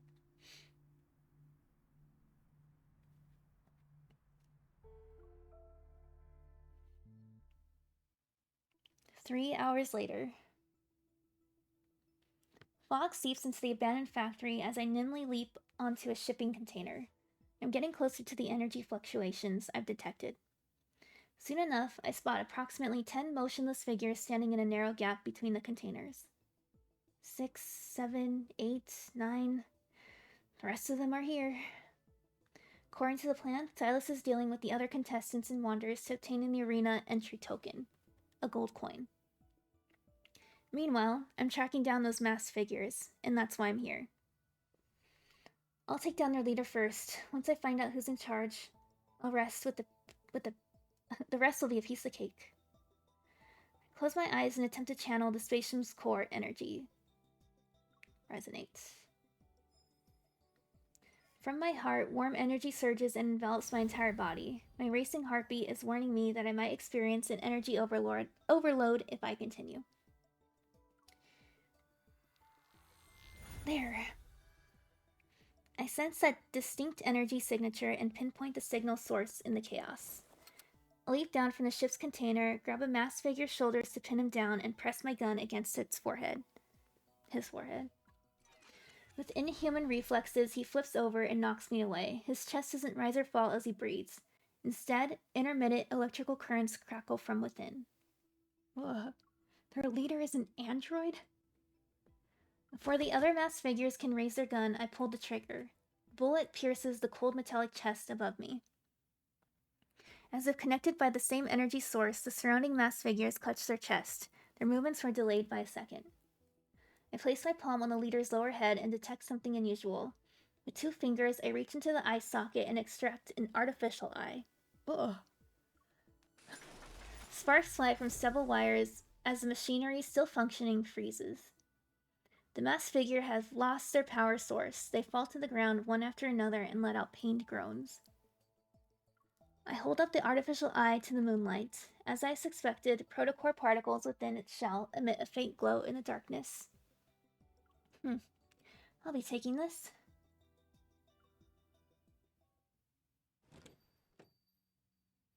Elysium's neon lights shine as they always do as I arrive at its entrance. Well, won't you look at that? Someone's still alive. Hey, I ranked 2nd on the leaderboard. Can't let all those people lose their money because of me. You're too kind. I need to lay low here for now, but how am I going to contact Silas? I see something's troubling you. When you have a lot on your mind, you should treat yourself to a good meal. The body knows what it needs. I sit down at the bar and remember what Aslan said about offering services beyond filling empty stomachs. Might as well see what this place is really capable of. Let's see. Can you connect me with someone? Got a top 3 deal interested? Let's do the connoisseur's menu, please. I'd like to look at the connoisseur's menu. Menu is promptly presented to me. My gaze sweeps across the peculiar dish names one at a time until it lands on the last item. Sweet Evil Trap. Every dish in the connoisseur's menu tells a story from the N109 zone. But the story behind this one hasn't started yet. It's waiting for someone to order it. In fact, it's been waiting for a long time now. 10.5 grams of soul.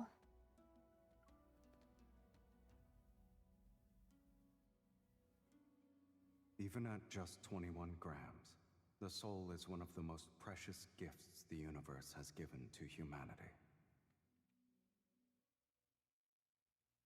Silas practically has "I prepared something for you" written all over his face. I close the menu. I'll order this one then. The red wine marshmallows are sweet, and the pomegranate juice dances across my tongue. How is it? The notes of roasted rosemary and walnut intertwine. Layer by layer, they unfold on my palate in an intricate dance of flavors. It's like him. Your satisfaction is our greatest source of motivation. Here's your bill. I look at it and see a 5-digit number. This is the price for one dessert? I guess it can be if you're willing to pay that much.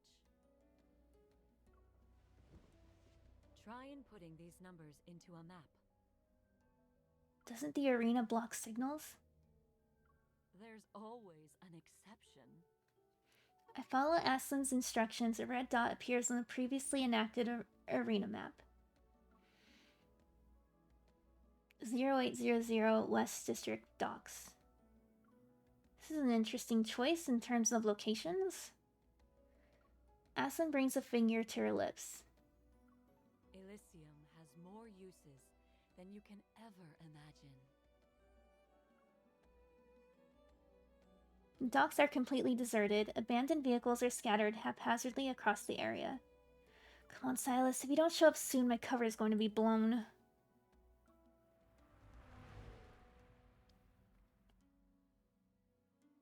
Animation! Finally getting a cutscene. Oh, okay, what an entrance. You're late. You're late. Oh, she's talking, yes. When I show up on time for a deal, someone usually gets carried away. I'm fashionably late for good luck. No need to thank me. Get in. Thanks, I guess.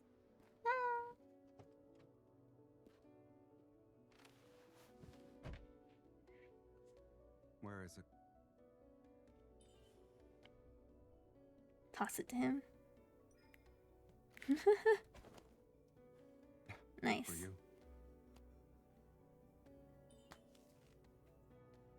Empty. What do you mean? As you can see, it's a pass to the arena. No time for jokes. Where's the gold coin? It was tampered with, so I fed it to a wanderer. We can't have loose ends, kitten. You destroyed it? There are other ways to enter the arena. I can guarantee that. I'm being honest. You know that.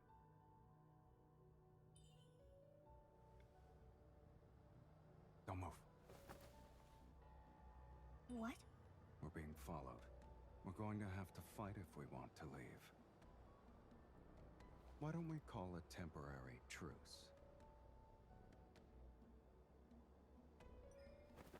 We don't know how many are still in hiding. What are the odds? With you, guaranteed victory. Hold I on. love this. Car chase scene. Nobody comes to us. Shoot.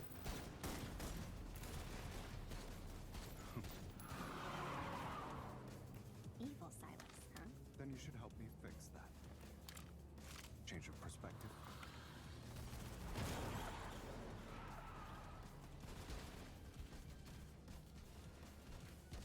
Move. Oh my I'm god! paying extra for this.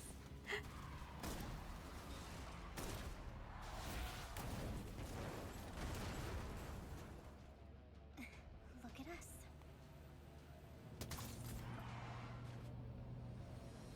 Oh my god. Someone's eager to die.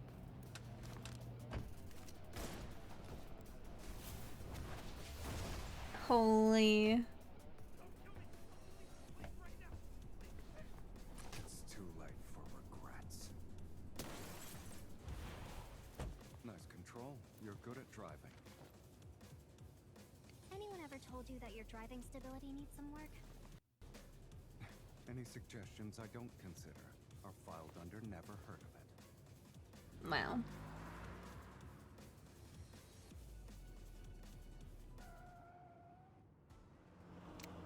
I absolutely love that.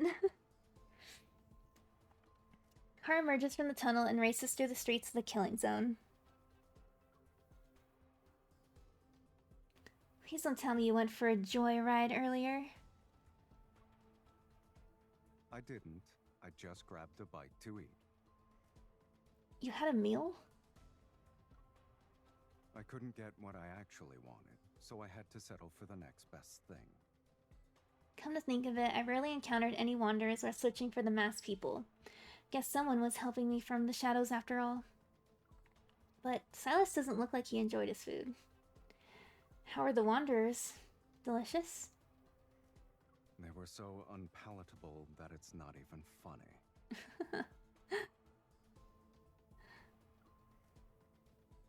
Ha ha ha. Is it really that amusing? I playfully shake my milk tea. Even though you were starving, you still brought me this. Isn't it common courtesy not to show up empty-handed? Pull up the live feed. The participant count in the top right shows a number 2. That means Silas and I are the only ones left. The gold coin markers flash on the map, but we ignore them. We're heading straight for the arena in the center of the area. Do you really have another way to get in? Yeah. In the distance, we see a barrier formed by interwoven blue and orange lights. Instead of slowing down, Silas steps on the gas. Car is going to charge into it. Hold on tight.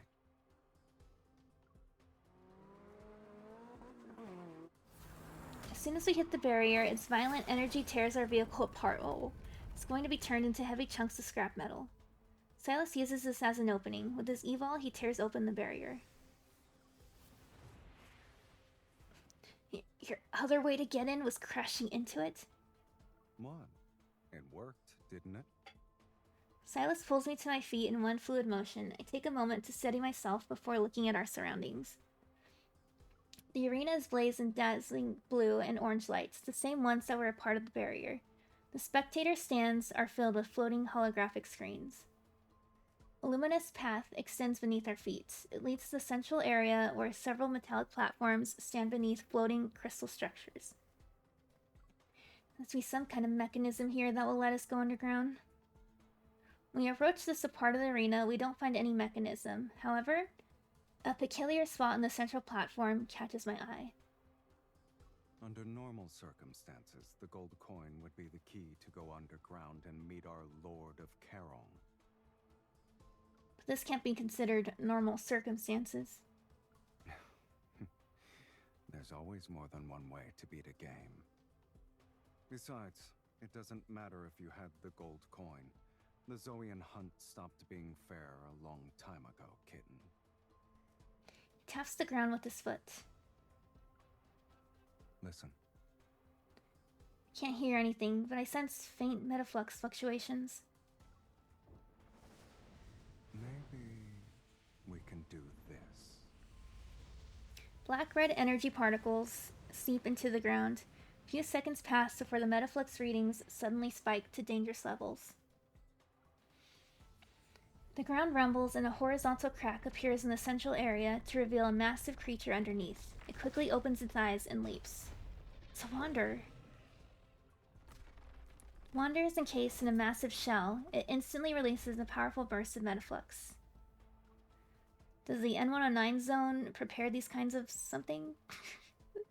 Why so fast? Of course not. I suspect this grand spectacle is their idea of a welcome party for honored guests from afar. Who's trying to mess with us this time? What do they want? I don't care. I've had enough of this game. And its endless amount of rules.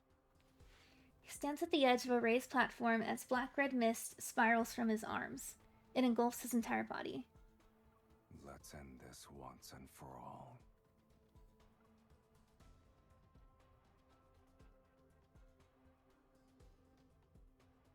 Okay. And it goes into the battles. Alrighty. I will stop at the end of chapter 1. And then I'll pick up the rest of Death and Rebirth next week. But that was a pretty awesome car scene. The car chase scene. I absolutely love. Definitely one of my favorite like cutscenes.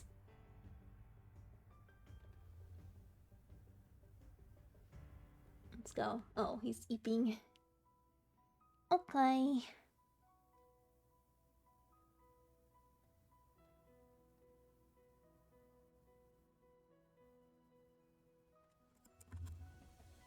Let me...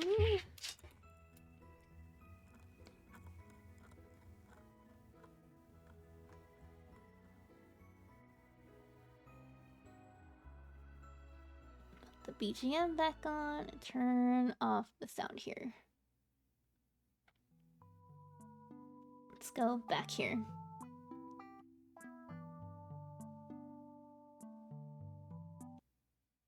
Connect. Okay. Alrighty.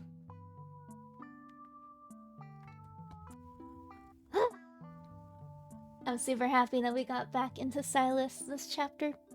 Kind of go back to the main story. Seeing Silas again and heading back to the N109 zone. Definitely one of my favorite parts of the story. So I think next time we'll actually enter the Gaia Research Center, because that's where we're headed with Silas. And then we pick up with Zane. So I'm excited to continue. But for today, I'll end it there with just the end of chapter 1. I did post my schedule for the rest of the week. Let me see. My next stream will be Wednesday. And that'll be for Repo, so that should be a lot of fun. Yeah. I'm really looking forward to that one. What else? Yeah, and then this week... Let's see, so that's Wednesday, Friday... I'll continue A Date with Death and Hello Kitty Island Adventures. Like I said, I just want to like continue some games that I had like left off for the past couple weeks. So kind of get back into those. Hopefully finish A Date with Death. Maybe we'll see how far we get into that.